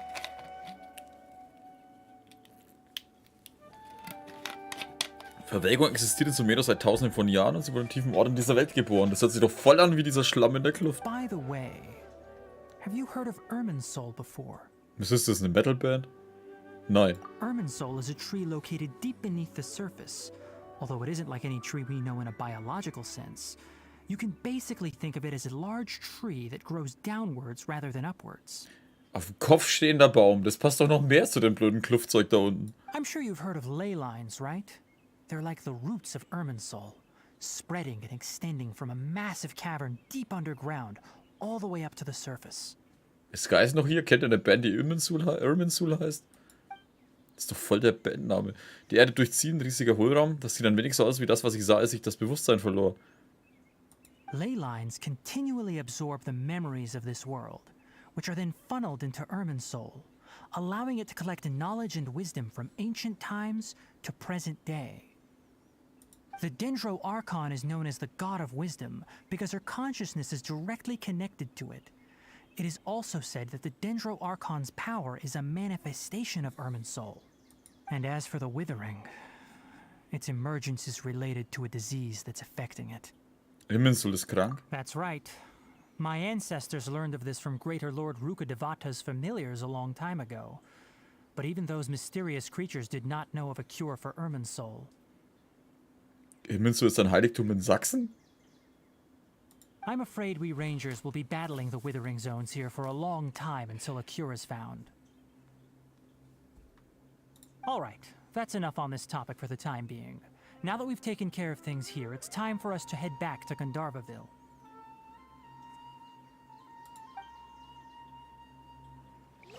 Ah, warte mal, Escape.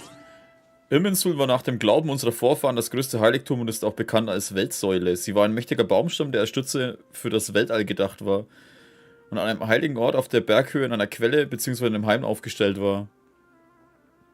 Irminsul, ja. Ja, gib mir dann die Cookies. Adenstadt, Woltershausen. Alter, wie das halt. Öffnungszeiten. Was zur Hölle? Nach ihrem Standort wurde lange geforscht. Folgende Orte können die möglichen Standorte der Irminsul gewesen sein. Obersmarsberg mit der Eresburg an der Diemel, Exerstein bei Detmold, Iburg bei Bad Driburg sowie Irminsul zwischen Hasvorland und Leinebergland. Nach mündlicher Befürchtung soll die Irminsul am südlichen Ortsausgang Gemarkung Heiligen Holz an der Bornhöhe gestanden haben. Krass.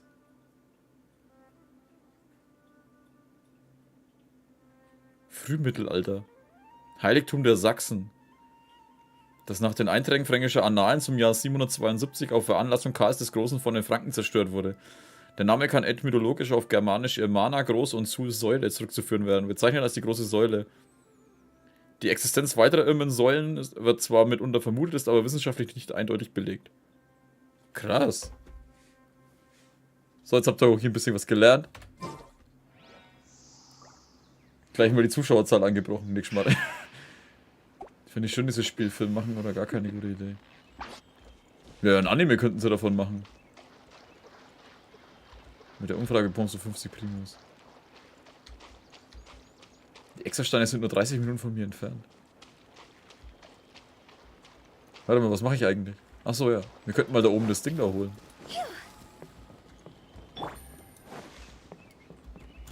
Ich mache gern mysteriöse Menschen glücklich. Was? Die streichen wir das.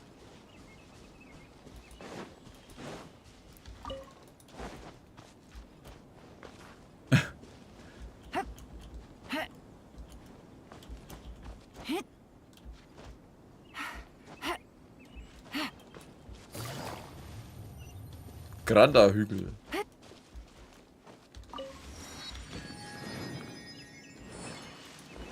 Habe ich zu viel von dir gelesen? Hast du jede Sachen schon gelesen, oder was? Von der Tamara.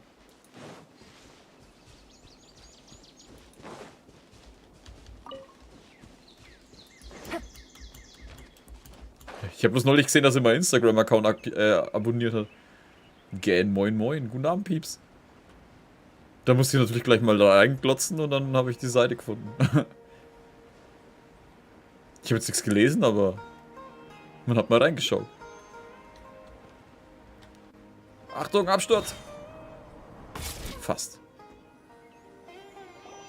Oh, Tainari, you all made it back.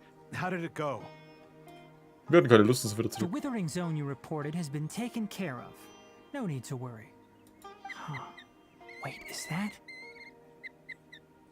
Ja, es ist ein Hund. Oh no, Hypatia! Was?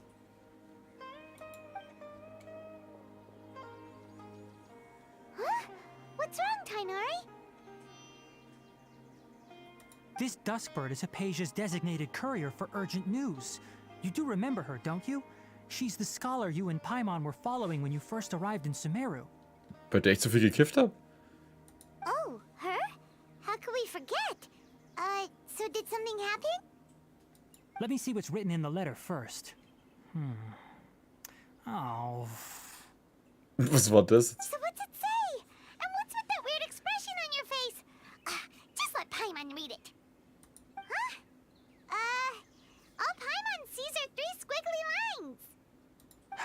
Yes, allow me to explain. After we brought you from Hypatia's cave to Gandharvaville, Hypatia resumed her meditation. She must have just finished.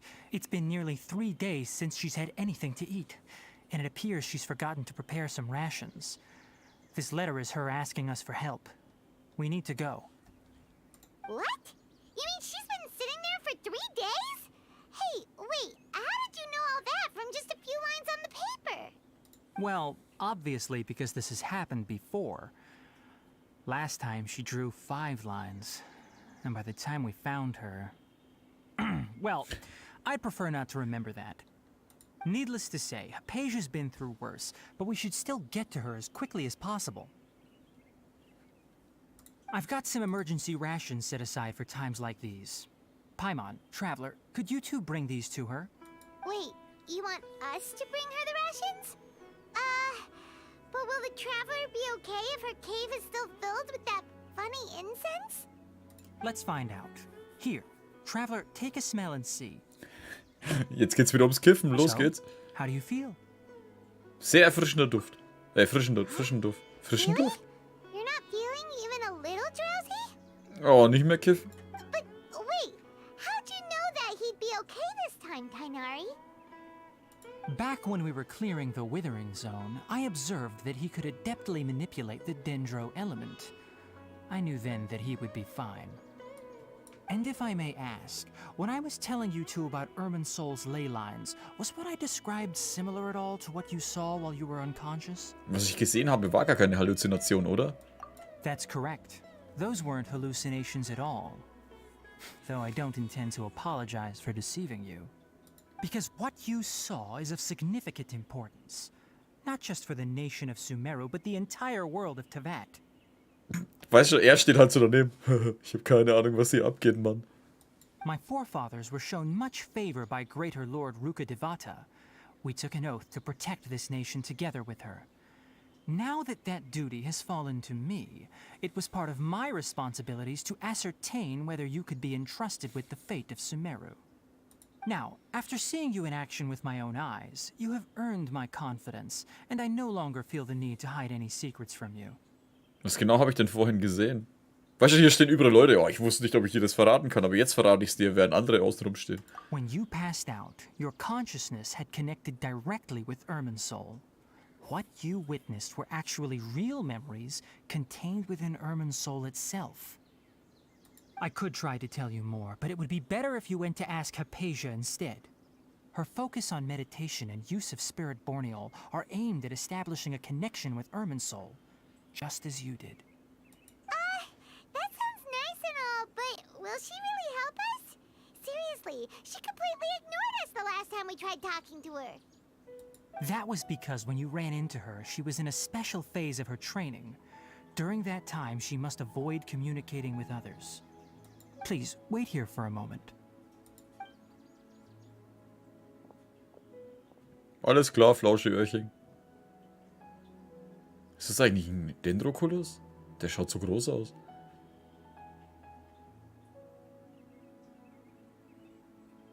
Der Vogel denkt sich auch alles Trottel.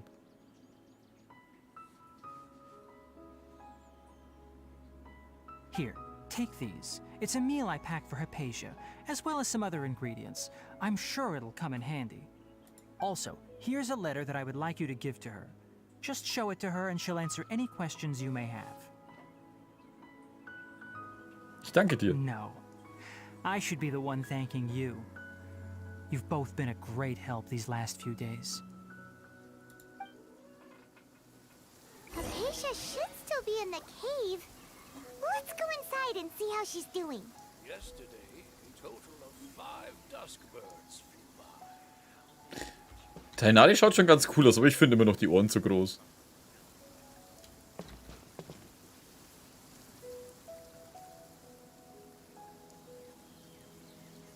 Oh, das schaut doch ganz lustig aus. Diese Blumen? Ja, ganz cooles, fesches Outfit, aber ansonsten... Also der hat halt echt nur so groß ausgeschaut in der Sequenz. Liegt die Kolle eigentlich noch rum? Was soll das? Oh, sie ist so schwach, sie muss hier rumliegen. Am Ende ist sie doch nicht mehr drin.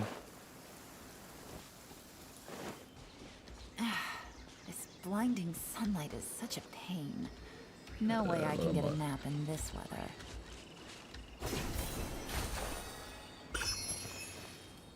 Nur streiche seine Ohren. Ich kann sie nur abschießen.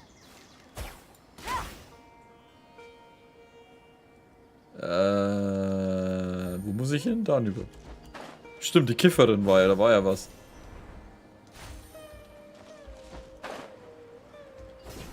Das geht schon sauweit, ne? Das finde ich cool.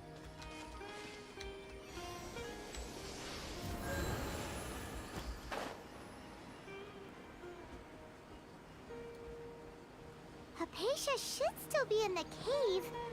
Let's go inside and see how she's doing.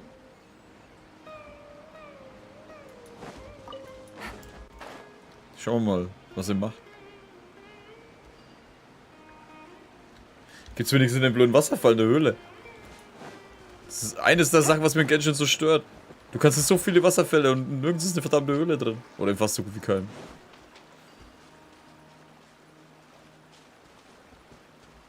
Irgendwie ist sie nicht da. Oder ist sie weiter hinten? Ah, ich glaube, sie ist weiter hinten. Hello? Hypatia? Hey, there's nobody here. Maybe she went out to look for some food. Let's try looking around the area.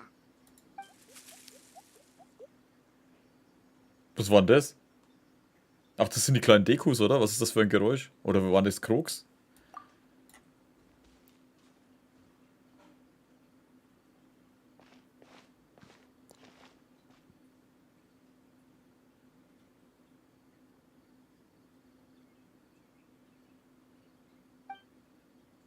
Das ist Hypatia, aber wie geht es ihr?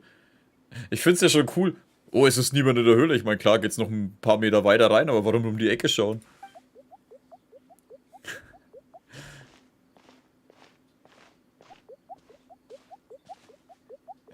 Die sind schon knuffig, also das kann man nicht leugnen.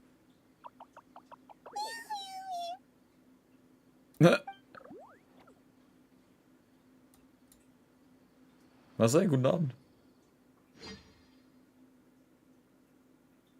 Ich will das kleine grüne Ding.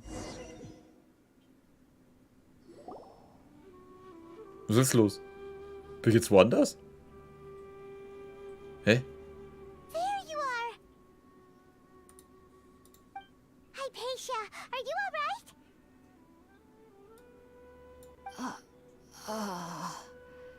So hungry. Eat water. Sie scheint vor Hunger ohnmächtig geworden zu sein. There's no way we can get her to eat in her current condition. Let's try finding some water first. Was war das? Jetzt dachte ich, aber Katze erwischt. So. Huh? Wait. Why does it look super foggy outside all of a sudden? Anyway, let's go look around. Kifft schon wieder einer zu viel?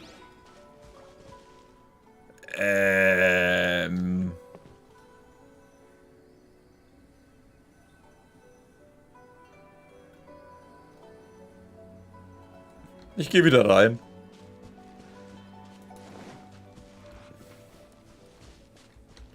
Ich verstecke mir hinten und wenn alles wieder gut ist, gehe ich wieder raus. Wo zur Hölle sind wir? Sind wir irgendwo auf der Map? Nein, wir sind einfach weg. Take it easy. Also diese riesigen Blumen waren definitiv vorher nicht da. Hot things out here end up looking like this. What happened? And where are we? Paimon, beruhig dich. Really? Oh, maybe you're right. Let's go investigate the area.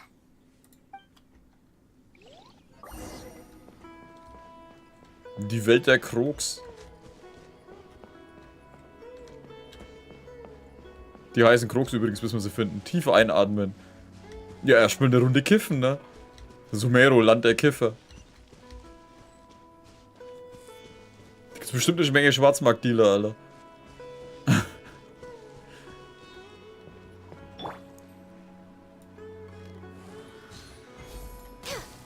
Oh nein, Spambot.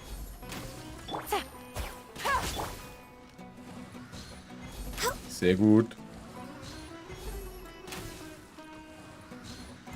Danke, Bips.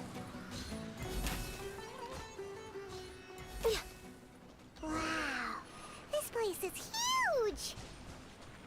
Paimon knew there's something off about that cave.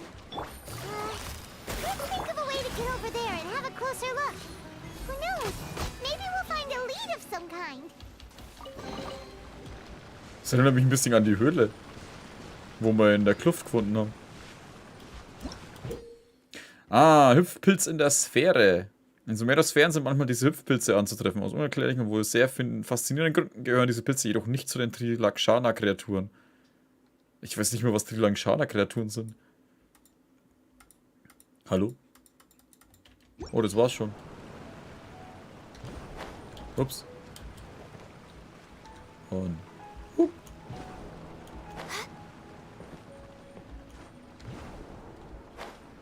Ich find's ein bisschen doof, dass man das nicht steuern kann. Nein! Du Sack. Oh, da kann ich so hin.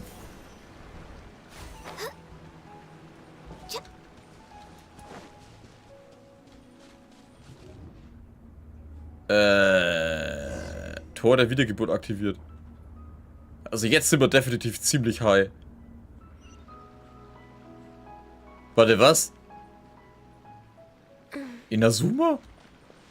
Warte. Hä? What happened just now? Why'd everything around us suddenly change? Was verdenkst du mich das? Ich atme nur ein.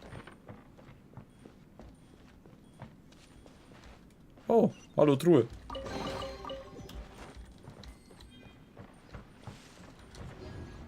Alles klar. Weiter geht's. Das wird ein Ritt.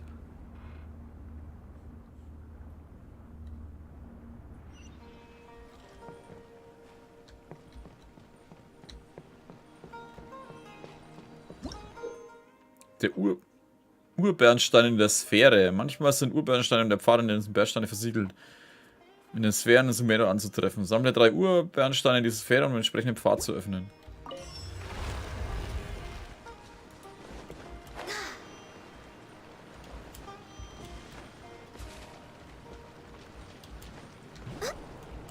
Wie kannst du bei so guten Videos noch nicht die Million haben? Zuerst mal danke und zweitens, weil es zu viele YouTuber gibt. Und zu viele große. Und ich nicht glaube, dass ich ganz so gut bin. Aber das muss jeder für sich selbst entscheiden. Achso, ja, einen guten Abend, Tina. Und ich schreie wahrscheinlich zu wenig rum. Also außer in Xenoblade 3, da riecht's mich auf. 2. Habe ich 2 gesagt? Ich glaube jetzt. Oh, Hitlichurs. Was würde ich nur ohne euch machen?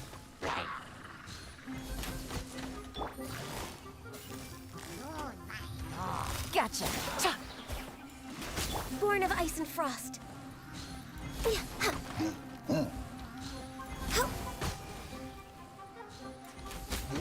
Eigentlich 5 Millionen. Ich denke mal manchmal, ich wüsste gar nicht, ob ich so viele haben wollte. Busted. Game's up. Fun's over.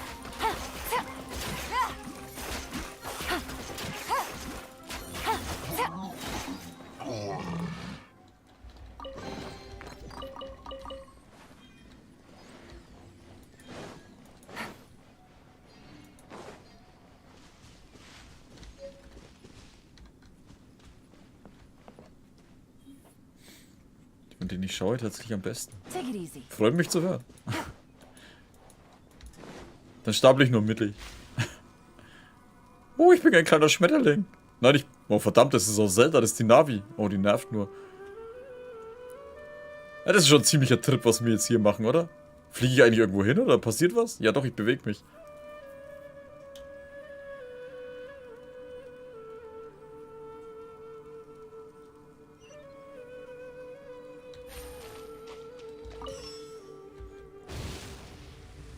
Was ist denn das?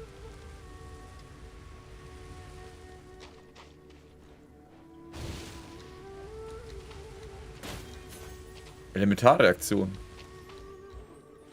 Okay.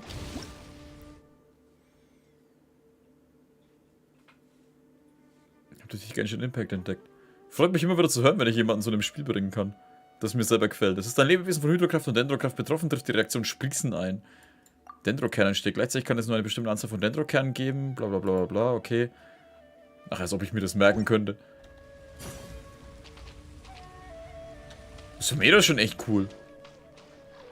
Und durch. Vor allem durch. Halt, warte mal.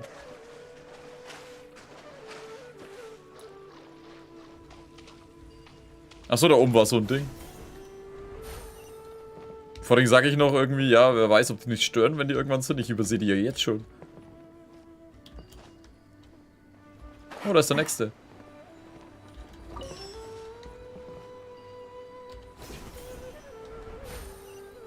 Hui. Hey, das ist Betrug, so groß waren die gar nicht.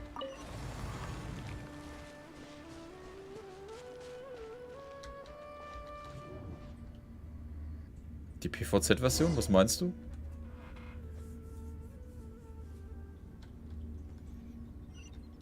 Boah. What in Tibet is going on here? This place is getting weirder by the minute. Hey, what's the matter? You don't look so good.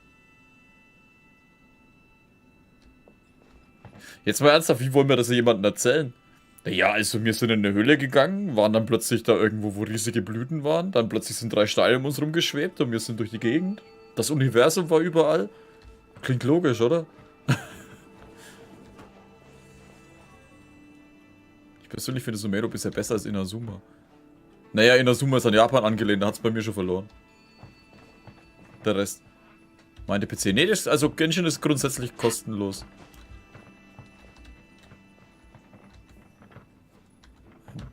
Hallo? Warum kann ich dich nicht nehmen? Wo weiter geht's da? Weiter? Auch nicht. Ach Gott. Ja.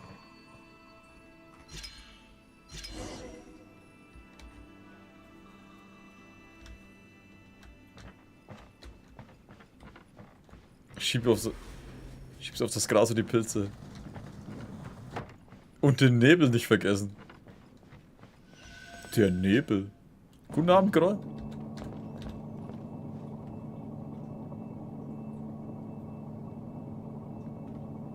Naja, weil es ausschaut, wenn du es einsammeln kannst, dass du dich da hinstellen musst. Alles klar, der Trip geht weiter. Wir schweben. Das Universum. Wo zur Hölle sind wir denn jetzt schon wieder? Ich dachte, jetzt geht's langsam mal raus.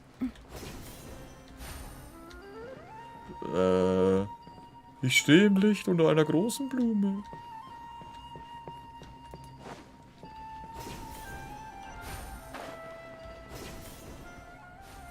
Was ist denn das? War das ein Fatui? Oh.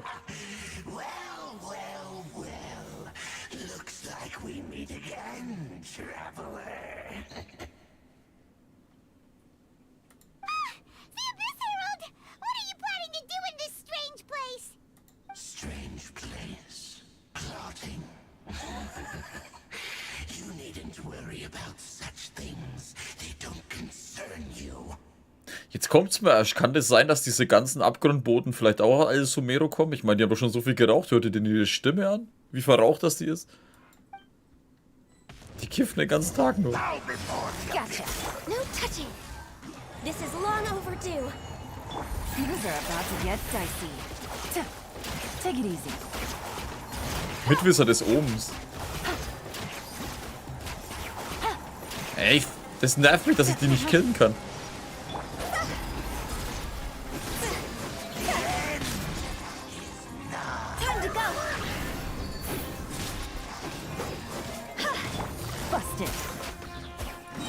Warte mal, ich kann den gar nicht...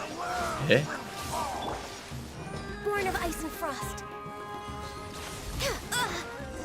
Ah, ich kann den gar nicht besiegen. Ich dachte mir so, hä, irgendwie geht es nicht weg. Why can't we beat this guy?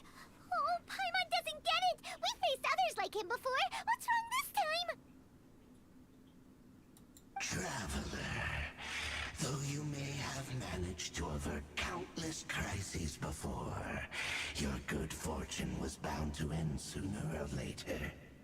It's time you realize how weak and powerless you really are. Dies wird nicht mein Ende sein. Ich werde meine Schwester finden. Your sister. Oh, pitiful traveler. Are you really so ignorant? Or are you just living in complete denial? Her Highness has long since forsaken you. Your meager existence in her eyes is that of an annoying bug, only to be stepped upon. The bonds of love and family which drive you to find your sibling are utterly gone. Your journey is meaningless. But don't you fret now. Today will be your last. Now die!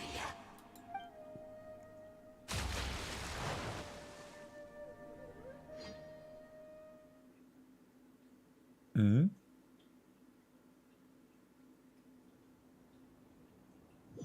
Ist der Trip jetzt zu Ende?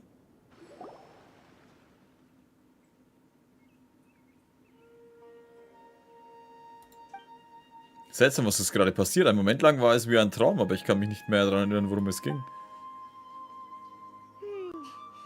What do we do? We haven't seen Hypatia anywhere out here. Oh, there she is! Quick, let's see how she's doing. So sweet. Well, the good news is that she's still conscious. Hey, why'd you drop her food on the floor like that? Also das schaut halt eher nach einem Essen aus, was die halt noch mehr in den Rausch versetzt. Außer die Fleischbällchen. Die schauen ein bisschen roh aus. Ich muss wohl in Gedanken versunken sein. Are you okay? That's really not like you. Anyways, we can talk about this later. We better make sure she's alright first.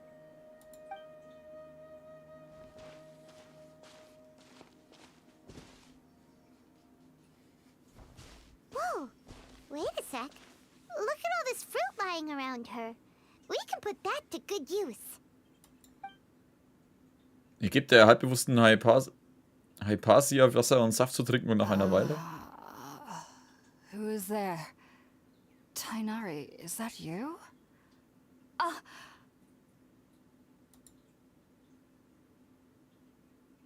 Huh?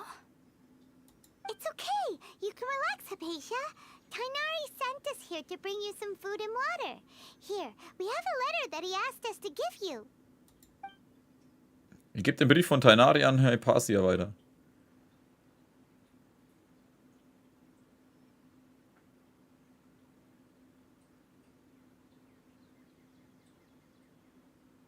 I see. So, you're friends of Tainari. I apologize for all the trouble I've caused you. I'm grateful that you came so quickly to save me. You even brought all this fruit. Well, actually, we didn't bring the fruit. It was already here when we arrived. We were kind of wondering about that, actually. When we found you here, there was all this fruit lying around and even some juice dripping from your lips. How did you end up like this anyway? Oh, really? I seem to understand now. All the fruit was likely from my, neighbor. Must have come by and saw me like this. Your neighbor? You mean there's someone else living nearby? Es ist ein kleines rundes Wesen. Oh? So you're able to see them too? Ja, ich bin mittlerweile ziemlich gut im Kiffen. Paimon und Hypatia, was passiert ist, als du die Höhle betratst? Wait, hold on a second, traveler. You say that before we arrived, you saw some mysterious creature and suddenly had a strange dream? Isn't that a little too crazy to believe? No, I actually do believe what the traveler is saying. I myself had a similar experience once before and ended up scaring my timid little neighbor here. You needn't worry. They mean you no harm. They only dragged you into the dream because they hoped to buy themselves a little time in order to scurry away. So, Hypatia, just what kind of creature is your neighbor exactly? Das ist ein Krog aus Zelda. I'm not sure what it's called, to be honest. But I do know that they have some sort of deeper connection with the Dendro Archon. I know this because the first time I saw them was also the exact day my consciousness was able to form a connection with Irminsul. Even after I opened my eyes and stopped meditating, my heart was still pounding, and my mind was racing with all the knowledge that I had touched. And at that very moment, I suddenly noticed a small figure at the opening of the cave. In my curiosity, I began to walk over to the creature. They must have already been used to me living in the cave, because they didn't seem to mind me approaching them. They just kept doing whatever they were up to. It wasn't until I crouched down next to them that they suddenly realized that I could see them. Oh! And then? And then I had a dream. By the time I came to, they were nowhere to be seen. I was convinced they'd never show up again. But sure enough, I saw them nearby a few days later. And they weren't alone. I feel like they aren't as afraid of me as the first time I approached them. But I never would have expected them to save me. Das ist wirklich ein faszinierendes Lebewesen. Yes, no doubt about that. By the way, Tighnari mentioned in his letter that you had questions for me regarding Irminsul.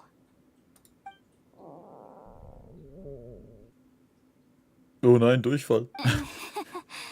Sorry about that. Sounds like just drinking juice still isn't quite enough for my stomach. Well, if somebody hadn't dropped the food earlier...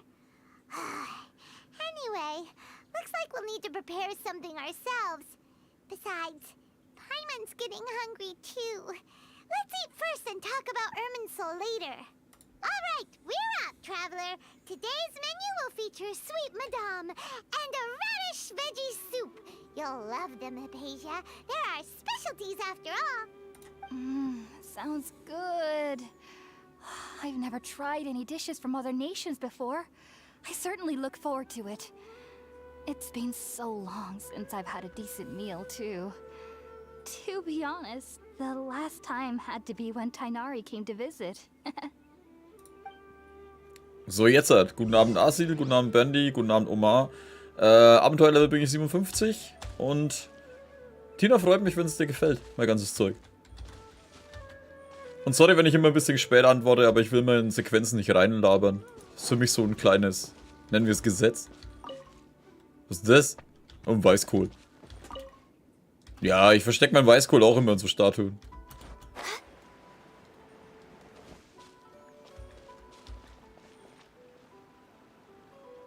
Boah, Autogramm von mir gibt's eigentlich noch gar nicht. Das Einzige, was es momentan gibt, ist der Merch-Shop mit den T-Shirts. Oder was auch immer du das Motiv drauf haben wirst. Essen zubereiten. Warte mal, was wollten die haben? War das Essen irgendwie ein Lagerfeuer zu? Geht der Stream wieder bis 22 Uhr?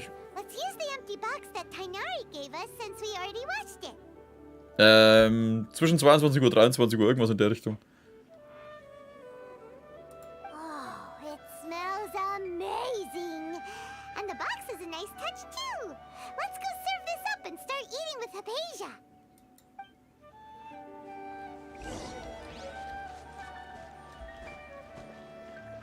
Das schaut doch noch was aus, wie ein paar Fleischbällchen und ein paar Pilze.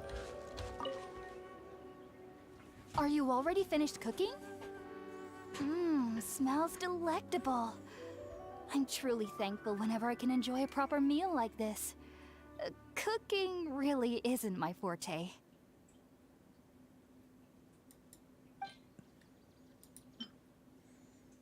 Oh, gleich mein ganzes Hähnchen gemacht. Reisen zubereitet Essen. In der Büchse findet sich süß mariniertes Hühnchen und Rettichsuppe, hoffentlich. Ach, da ist die Rettichsuppe.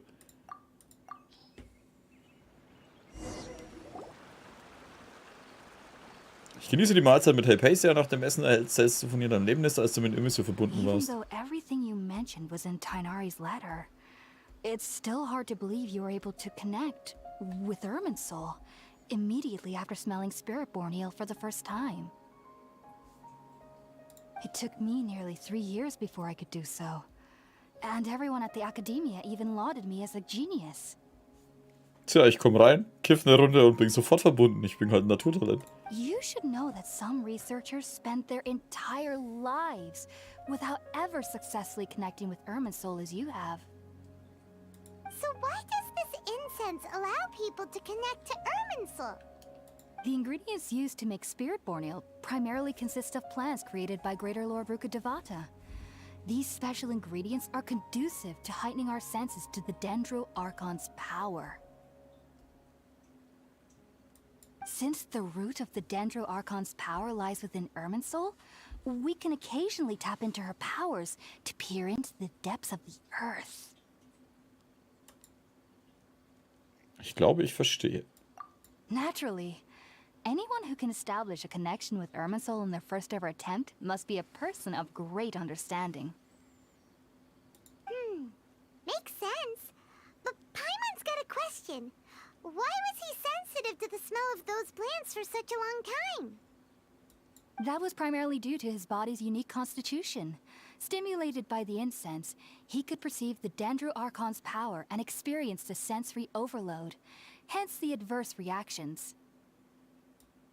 Taking in any scent similar to the ingredients of Spirit-born ale would cause adverse effects. Not to worry, though. It appears you've already fully recovered. Technically, your body should still be sensitive to the powers of the Dendro Archon, but unless you're using intentional meditation techniques, the scent of Spirit-born ale should no longer trigger such reactions. Whew. Well, that's a relief. I must admit, I am quite envious of your abilities. Even if it meant suffering from pounding headaches for the rest of my life, I'd consider it worthwhile so long as I could connect with Irminsul at will. Whoa, you're really serious about this whole thing, aren't you? I am a researcher after all. As a member of the Ritaoist Darshan at the Academia, my main area of research is the stars and their connection to the fate of living beings. But there is still so much we don't know, especially regarding the mysteries that lie in the starry skies. Which is why I must turn to the all-knowing Irminsul for answers. If only my perception wasn't so limited. Unfortunately, I cannot guarantee that my every attempt to attune with Irminsul will be successful, or that doing so will leave my consciousness intact.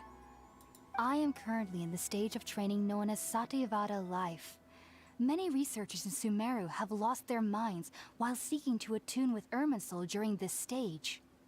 Sages have said that Irminsul contains divine knowledge, and touching such knowledge without the proper preparations and abilities will only lead to one's mind caving in on itself. That's why we meditate alone. We need to ensure that our minds will be calm while minimizing the possibility of involving anyone else. Whoa, so knowledge from Irminsul can be super dangerous. Aren't you afraid of the risks, Hypatia? Of course I do. Especially during nights that are pitch black with no moonlight, and dead silent without even the sound of insects. However, I've been feeling better as of late. I don't get as scared anymore knowing that I have a little neighbor living nearby. I believe that being able to see them is a sort of blessing from the Dendro Archon. But what's strangest of all is that they're clearly an envoy of the God of Wisdom herself. And they have the curious power to make people dream. What's so strange about that? It doesn't sound so out of place for a divine being, does it? Well, it's strange because nearly nobody in Sumeru can ever dream. Oh, is that true? Yes, well, to an extent. Only children can dream in Sumeru. Adults, however, never do. The sages say that wisdom implies rationality, but that which occurs in dreams is often neither rational nor logical.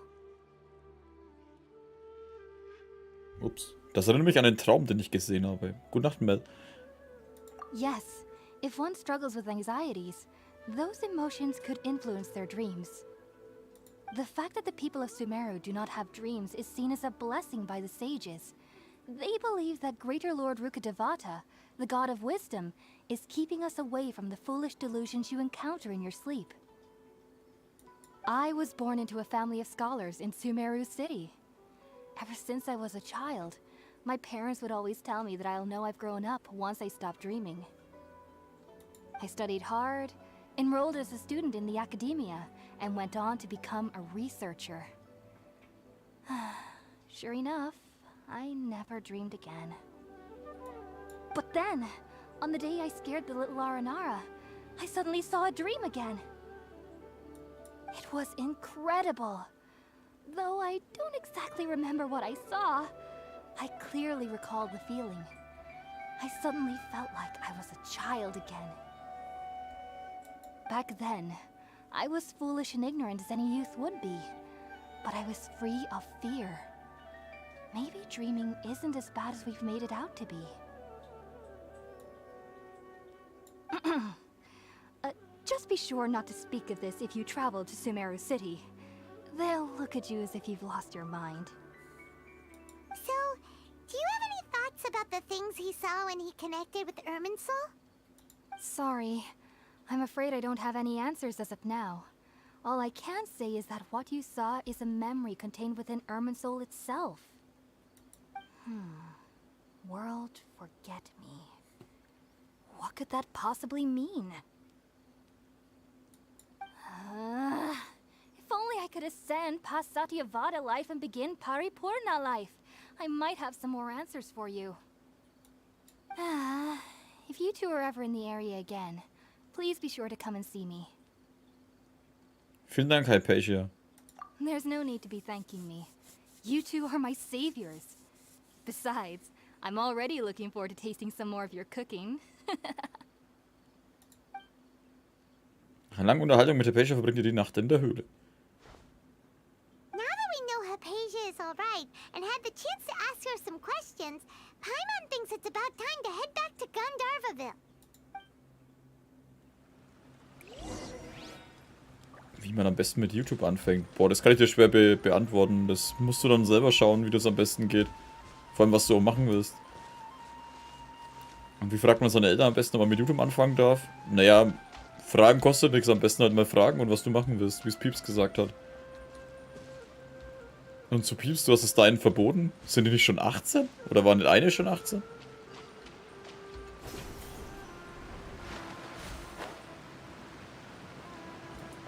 Das sind momentan sehr viele lange Sequenzen. Ich meine, ich find's geil.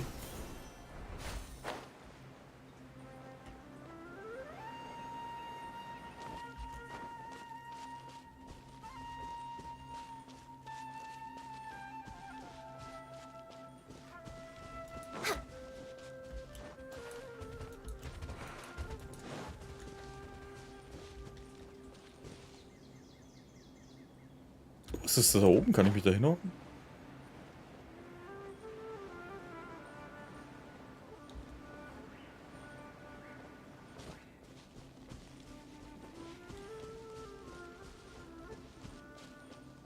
Ah, okay.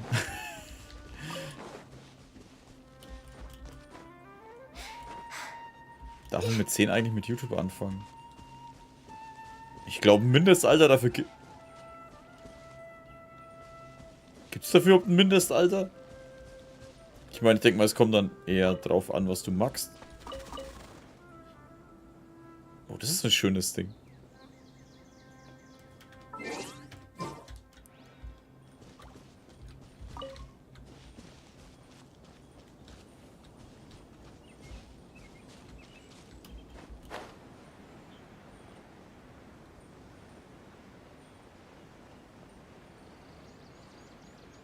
Was jetzt schon wieder? Wer ist denn da schon wieder? Irgendwelche gelehrten Pfeifen. Think about it, Tainari. Refusing to join is tantamount to burying your head in the sand. I understand that you're a forest watcher and that it's your duty to combat the effects of withering zones. But isn't it evident that such work is not a lasting solution to the problem?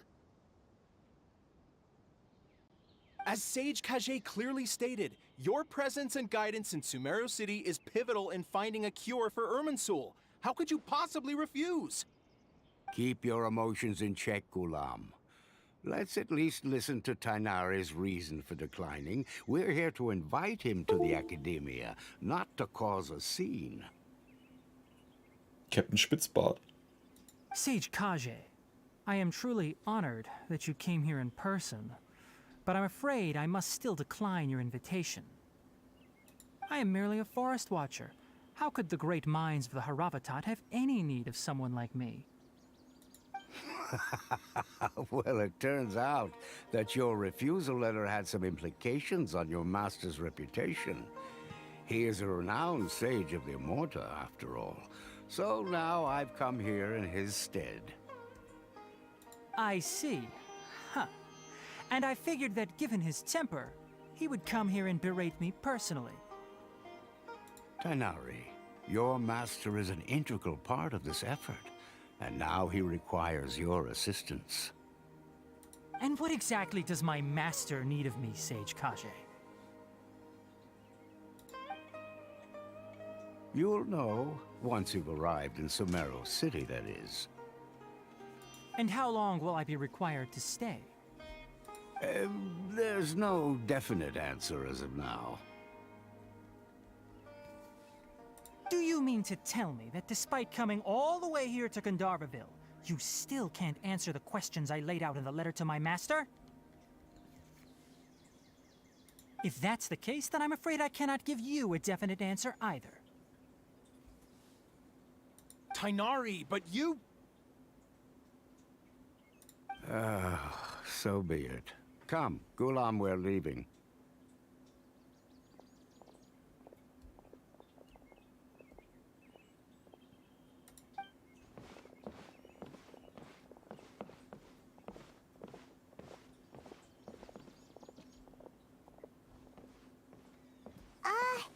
Tighnari, what was that all about? It's nothing. Some people from the academia wanted me to go to Sumeru City to assist them with a project, but I had to refuse on account of all my responsibilities here. But all that can wait. How did things go with Hypatia?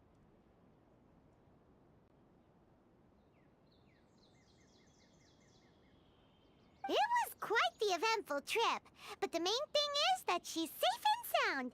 She answered a bunch of questions for us, too. Very good. Now that the traveler has made a full recovery, there shouldn't be any reason for you to tarry here longer. I assume you will be heading to Sumeru City, correct? That's right! We want to meet Lesser Lord Kusanali and ask her for advice. Do you have any idea on how we can find her? Sorry. I'm afraid I don't have any advice for you there. Well, do you at least know anyone we can try asking in Sumeru City? Let me think. My trips to Sumeru City have been fairly short, and most of my acquaintances are researchers. How about this? I'll write you a letter of introduction that you can give to a researcher I know. He's from the Immorta Darshan and is adept at gathering information. Asking him might prove worthwhile. Also, when you enter Sumeru City, you'll probably end up receiving something like this item here. I'm not sure if it will ever come in handy for you, but maybe you can give it a try. Oh? What is it? It's called an Akasha Terminal. It's a tool produced by the academia that utilizes the legacy of Greater Lord Rukkhadevata. Some say that this very item is the basis of Sumeru's reputation as the City of Wisdom. Needless to say, this device and its usage fall under the academia's expertise, so I'll leave it to them to show you how to use it. Great! Next up, Sumeru City! But wait, before that... Wir werden uns noch von Colette verabschieden. That's right! Tighnari, we have something important to say to Kale before we leave. Is she doing better now? Yes, she's doing much better. After being confined to her bed all this time, I thought a little walk would do her some good. Last I saw her, she was taking the path towards the North Crossing. She knew you two would be leaving soon, so she must have wanted to see you off. Thanks, Tighnari. All right, let's go! Farewell, and good luck to you both. So, jetzt halt. Okay.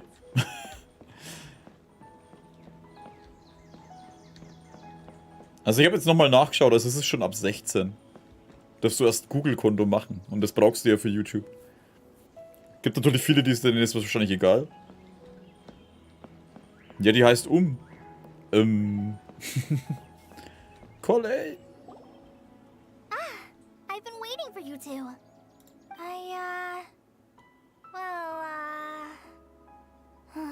Never mind. I guess I should just wish you two a safe and successful journey. Thanks for waiting here just to see us off, Kale. We're headed to Sumeru City. Kolle, wir kommen wieder. Don't worry about me. I can take care of myself. My condition won't be getting in the way of my duties. I want to be a forest ranger after all. It's up to me and the others to protect the rainforest here. And, I'm sorry. I should have told you both about my condition when we first met. I just wanted you two to treat me as a normal friend, not some girl that needs your sympathy. But I guess now I understand that the most important thing is for friends to be genuine with one another. There's no need to apologize, Kale. We should be thanking you for trusting us enough to be your friends and sharing your past with us. We're probably still gonna worry about your condition, but that's because we're friends and we care about you. Thank you. That means a lot. Before you leave, I have something for you. Oh? What is it? It's my recipe for pita pockets. I told you that I'd give you a copy, remember? My handwriting is a little, messy, so please don't laugh. Yay! Thanks, Kale. Now we can eat those scrumptious little pitas whenever and wherever we like. I hope that whenever you eat them, you'll both remember your time here in Gandharvaville. Ganz sicher. Well then, I, trainee Forest Ranger Kale, bid you both farewell. Please visit Gandharvaville again. The Rangers will always be ready to assist you here. Oh, ist schon fast schade, dass wir schon gleich wieder gehen müssen. Auf den Spuren der Göttin der Weisheit. Wie es Wanne geschrieben hat, wenn du von der Konsole aufnehmen willst, brauchst du eine Capture Card. Die können kosten von 60 bis 400 Euro.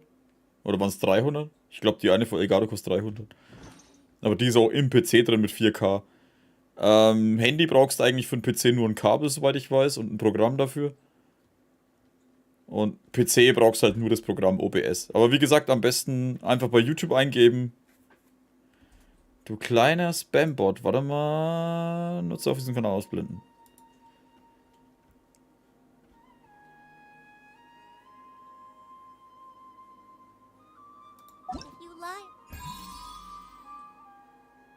Vorausgehender Auftrag. Schnellstart? Ach so, das ist dann extra noch Aktion vollständig zu leben, wird empfohlen, zuerst auf den Spuren der Göttin der Weisheit abzuschließen. Ah. Schon erledigt? Ich war, glaube ich, genauso schnell wie du. Weil genau da, wo ich gedrückt habe, ist es auch ausgeblendet worden. Dann kommt er oft mit diesen Nachrichten. Ach, der wird bei den anderen 100 oder 1000 Streamern wahrscheinlich auch gerade sein.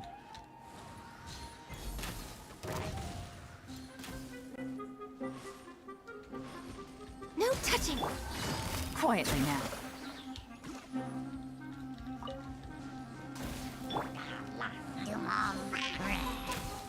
Dann gibt's diesen Spambot. Naja, weil die Geld dafür bekommen, wenn du auf den ihre Links gehst. Perhaps whoever left these behind was also fulfilling a contract. Next on the agenda. Und dann schreiben die halt einfach ein Programm.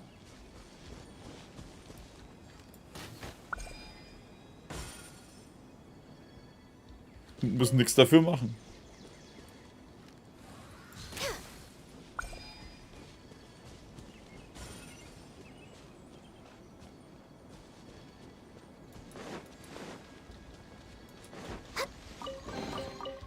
Oder die kaufen sich ein Programm wahrscheinlich dafür.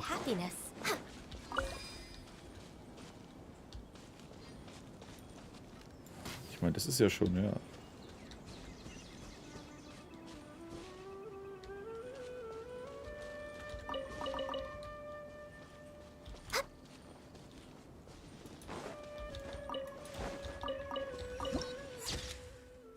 Schön. Aber doch nicht bei diesen Links und der Name. Ja, aber es reicht ja schon, wenn der das reinspammt und irgendwer aus Versehen auf den Chat klickt und auf diese Seite kommt. Das reicht ja schon, dass die wahrscheinlich das dran verdienen.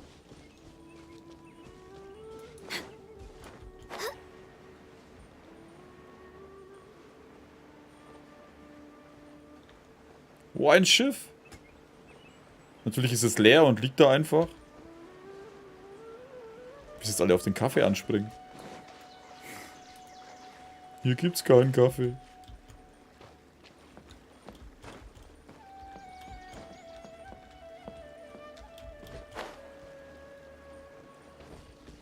Next on the agenda. Ich habe auch probiert, bekomme ich auch einen Kaffee? Du bist kein Mod, kannst du das überhaupt? Oh, das sind die neuen Schatzräuber. Sucker for a punch, huh? Happy to apply.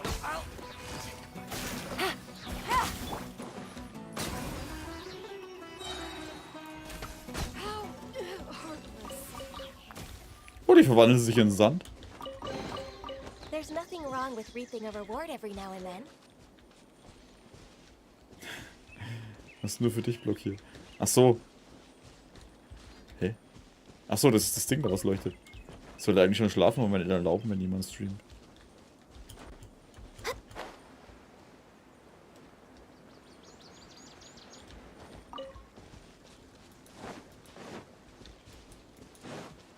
Warte mal, das ist doch schon wieder... Wo ist das? We're way behind schedule. Okay, unter mir gibt es definitiv eine Höhle. Wie die schon wieder rumgraben.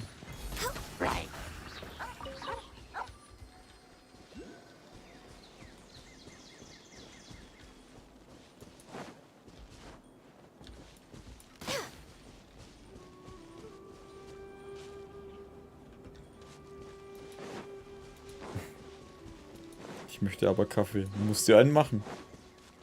Ich habe leider noch keine virtuelle Kaffeemaschine.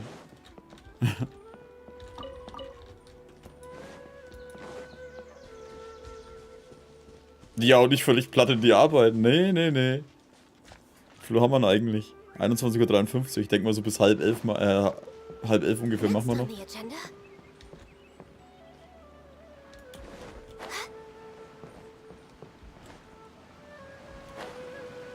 Da ist es. Verdammt.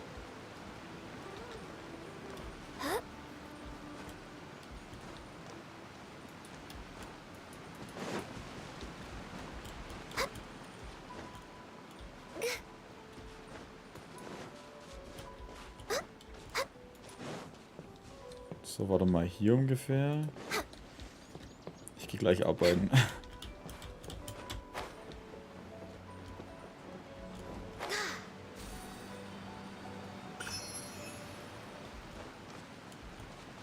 Heißt eigentlich Noah. Ah.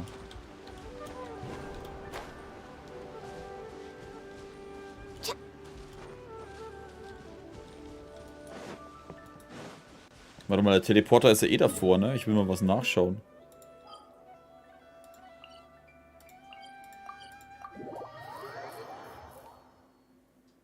Kennst du mich noch? Du warst erst vor 2 Stunden hier. Oder vor einer Stunde.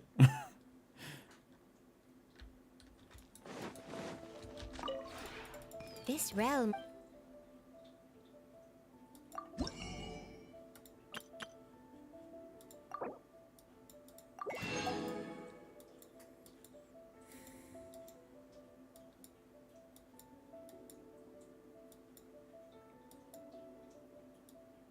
Midsommertee. Ne, da habe ich auch schon.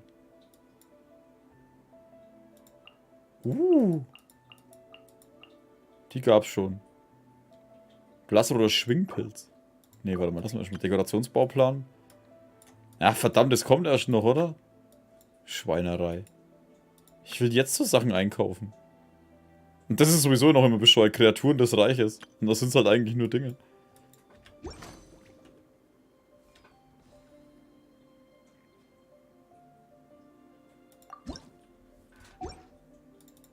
Hey, warte, was war das?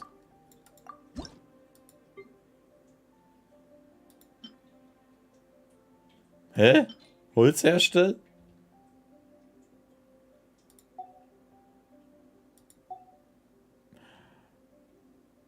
Wie fucking geil ist denn das? Ich kann Holz einfach herstellen.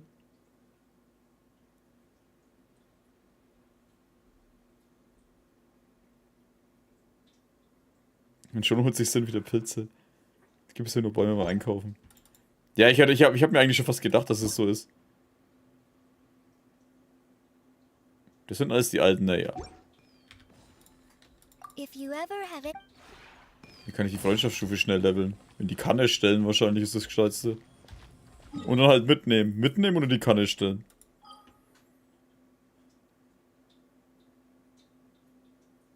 Du kannst auch Baupläne in Kisten finden. Ja, das war ja schon... Das Kisten in Baupläne, das war ja schon seit, Ding so. Hä, wo ist das da? Ist es? Für die Bilder. Ja, wie gesagt, die musst du halt mitnehmen. Oder in die Kanne stellen. Bei der Kanne dauert es halt eine Weile, aber musst da bloß regelmäßig vorbeischauen. Alle 1-2 Tage.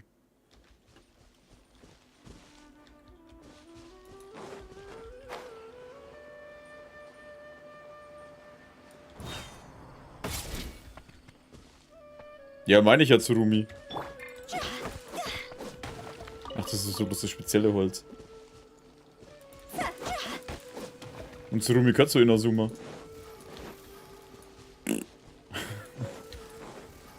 Atigama-Holz.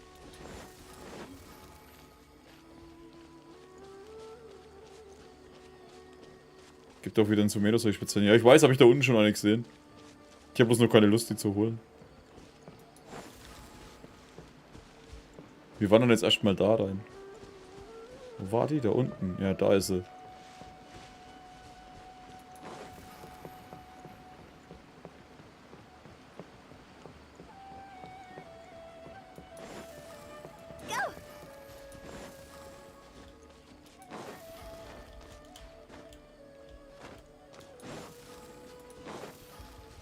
Ah, da ist der Teleporter.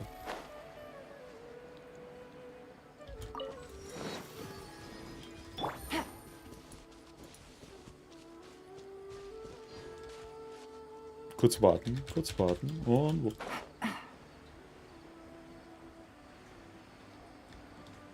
Ne, das war die grüne.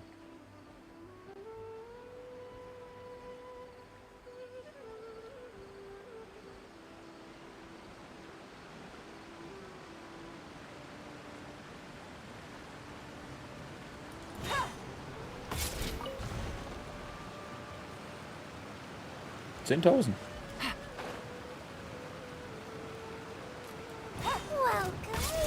Born of ice and frost. Busted.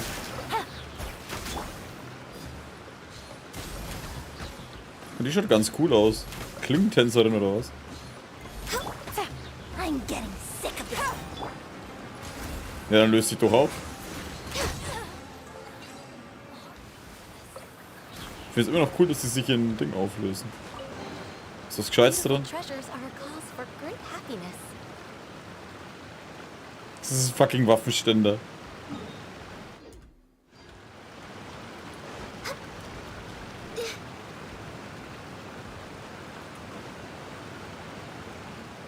War hier nicht was kapiert? Markiert? Nein, war's nicht.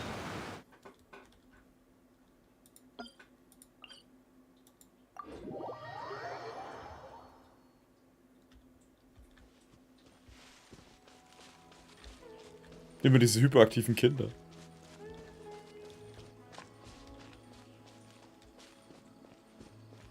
Nigina. Asila. Sirafi. Nigina, ja doch.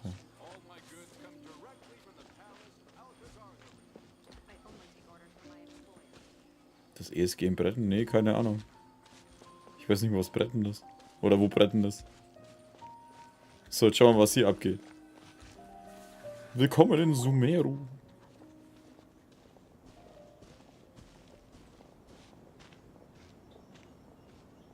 Sumeru City! We finally made it! Oh, did you see that? When those people entered the city, something on their heads lit up. One moment, please, you two. It appears this is your first time visiting Sumeru City. Schaut aus, wenn du mich ausrauben willst. Oh, yeah, that's right. But how did you know that? Because there's currently no information on either of you in the Akasha. But no need to worry, that won't prevent you from entering the city. In fact, the Academia conveniently provides each traveler to Sumeru City with a device. Perhaps you two have heard of the Akasha before.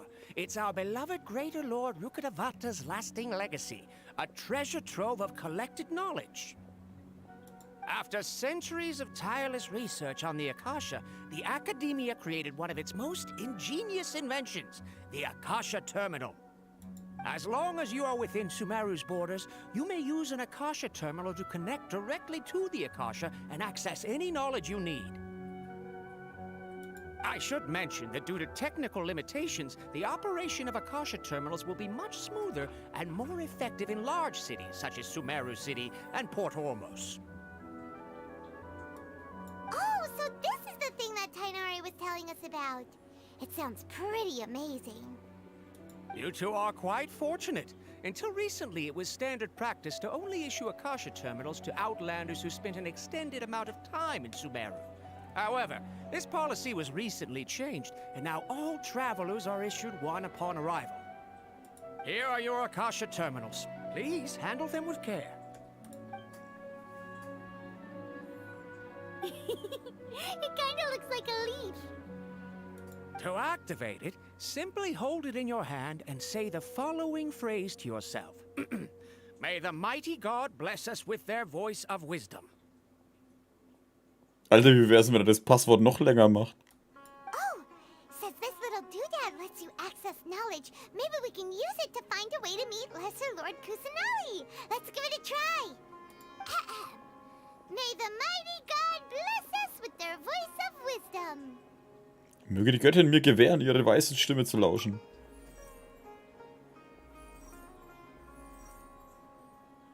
Whoa! Just now, something clicked, and Paimon suddenly knew how to use this thing. It seems all we need to do is concentrate on what we want to know, and bam! You get it. Oh, that'll come in real handy. Das ist geil. Das ist ja AR. Augmented Reality. Exactly. That is the power of the Akasha.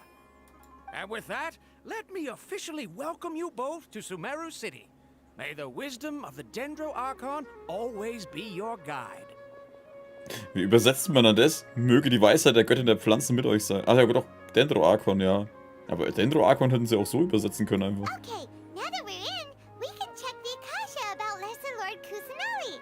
Let Paimon try. 500 years ago, the sages found a newly born deity from within some scorched ruins. The deity now resides in the sanctuary of Suristana. Seems pretty similar to what Kali was telling us. Okay, next, let's concentrate on asking how to meet her.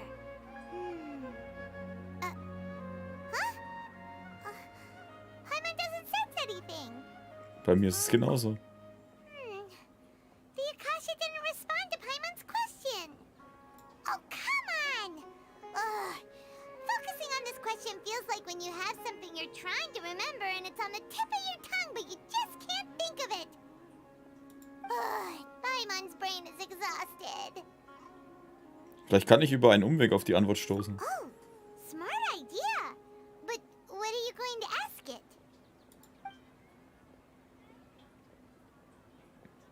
Die niedere Herrin Kusanali über die höhere Herrin Rukkhadevata. Über die höhere Herrin Rukkhadevata.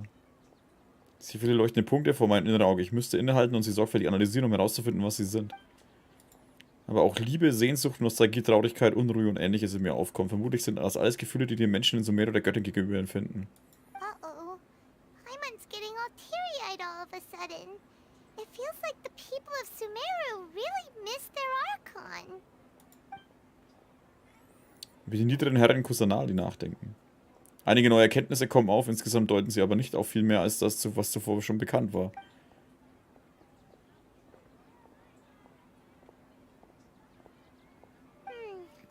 You too? Well, glad it's not just Paimon. Über warum Akasha die Frage nicht beantwortet hat, nachdenken. Es entsteht ein vages Gefühl, dass Akasha nicht bedingungslos auf jede Anfrage antwortet. Selbst wenn die gleiche Frage gestellt wird, entspricht das erhaltene Wissen von Akasha der Entität, alter Erfahrung und so weiter des Fragenden. Could it be because we're Outlanders and we've only just arrived in Sumeru? You know, maybe we're not qualified to receive an answer to this sort of question or something. Well, seems no matter which way we try, we can't find anything that'll lead us to Lesser Lord Kusanali. Guess our only choice now is to try meeting with the researcher that Tainari recommended. He's from Sumeru and even has a position in the Academia. Maybe he'll be able to access more info from the Akasha. Let's see. Tainari wrote an address on the letter's envelope. Oh, it's not far from the city's gate. Let's head over and have a look. Hopefully he's at home.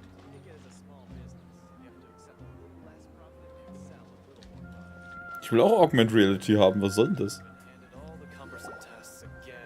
Hello, are you Rohawi? Yes, that's me.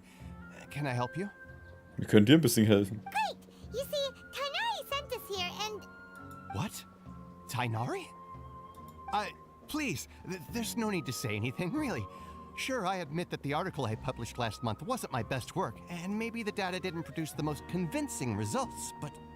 Wir sind nicht hier, um über akademische Fragen zu diskutieren. Here, this is a letter from Tainari. Oh, let me see. Oh, ooh, what a relief. You two nearly scared the life out of me. So you two just have some questions for me? Seems even Tainari acknowledges my innate ability for procuring information. So, what is it you two would like to know? We want to meet with Lesser Lord Kusanali. Do you know a way we can do that? You mean you want to meet the Dendro Archon herself?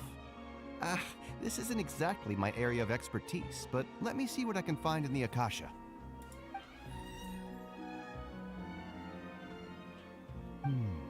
Sorry, the Akasha didn't respond to my query. What? You too? But what about your abilities for getting information and all that? Paimon was sure you'd be able to access more info than we did. Well, as I said, this isn't my area of expertise. I am but a lowly researcher, so the Akasha doesn't see a need for me to know more about the Dendro Archon. All I know is that ever since Lesser Lord Kusanali returned to Sumeru, she's never left the Sanctuary of Sorasthana or made a public appearance. Huh. Didn't expect her to be such a mysterious figure. The Dendro Archon is somewhat of a recluse. Perhaps she just doesn't want to entertain visitors, which would explain the lack of information in the Akasha. Aw, but then what can we do? No need to worry just yet. I'm only hypothesizing here. You could certainly try asking around and see if anyone else has ideas. And besides, you two should consider the bright side of things. Not being able to see Lesser Lord Kusanali may not be a bad thing.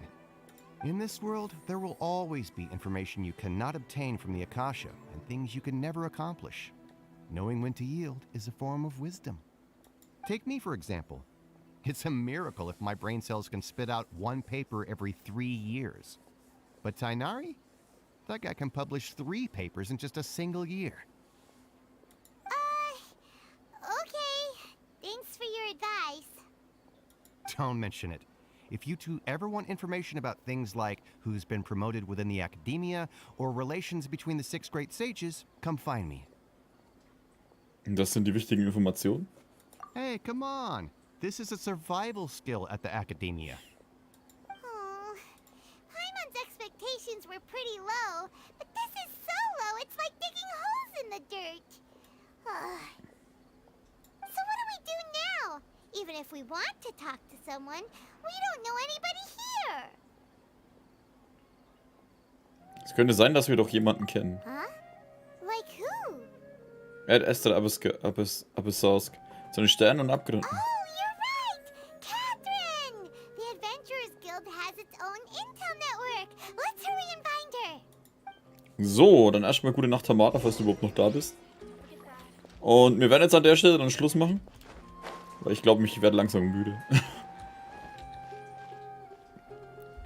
Ist Guide for Genshin Impact Game das Richtige? Nee, einfach von der Originalseite Genshin Impact runterladen. Oh, also ich finde Sumeru mega. Das ist ein echt schönes Gebiet. Und dabei ist es erstmal nur die Hälfte.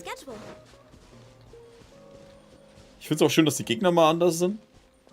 Und dieser ganze Artstyle ist natürlich wie immer... Genshin Impact ist immer Hammer in Artstyle. Es gab es bisher eigentlich keine Enttäuschung.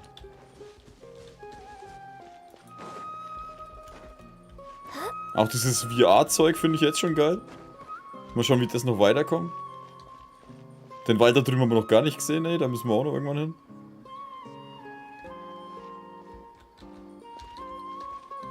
Magst du noch den Rest? Wie meinst du? Also im Stream irgendwann ja. Samstag wollen wir vielleicht ein bisschen gammeln oder ich mache da ein bisschen weiter, mal schauen. Vielleicht machen wir so 50-50 Stream.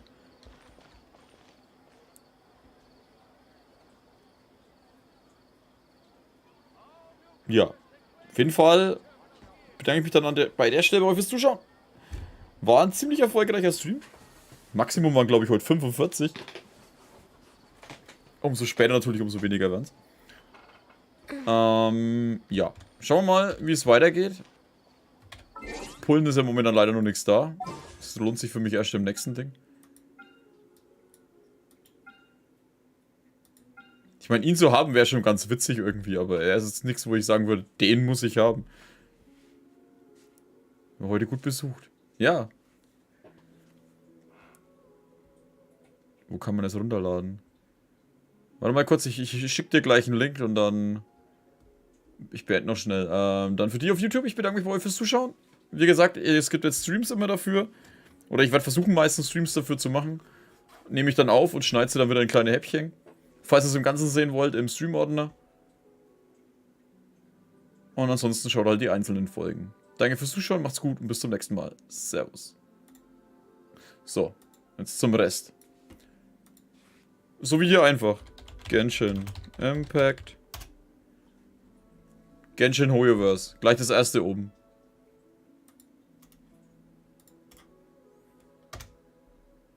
Kann ich das überhaupt reinhauen? Oh, das ist zu groß. Ich kann den Dinger hier gar nicht reinhauen. Also der Link ist gerade zu groß.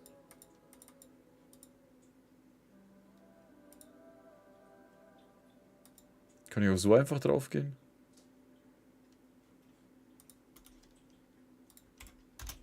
Genau, hier. Geh einfach auf den Link. Dann müsstest du eigentlich da drauf kommen. Website herunterladen steht da. Einfach auf herunterladen gehen.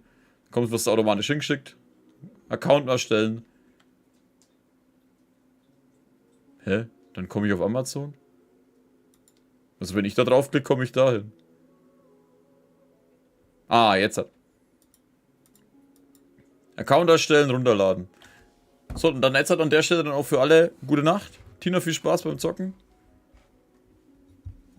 Und den Rest wünsche ich dann auch noch viel Spaß in Sumeru. Die nächsten Charaktere, die ich haben will, sind auf jeden Fall die zwei. Eigentlich sind es die drei. Katzenbedo und... Ich bin immer noch gespannt, ob das Hörner sind, die wo zu ihr können oder nur zum Schmuck können.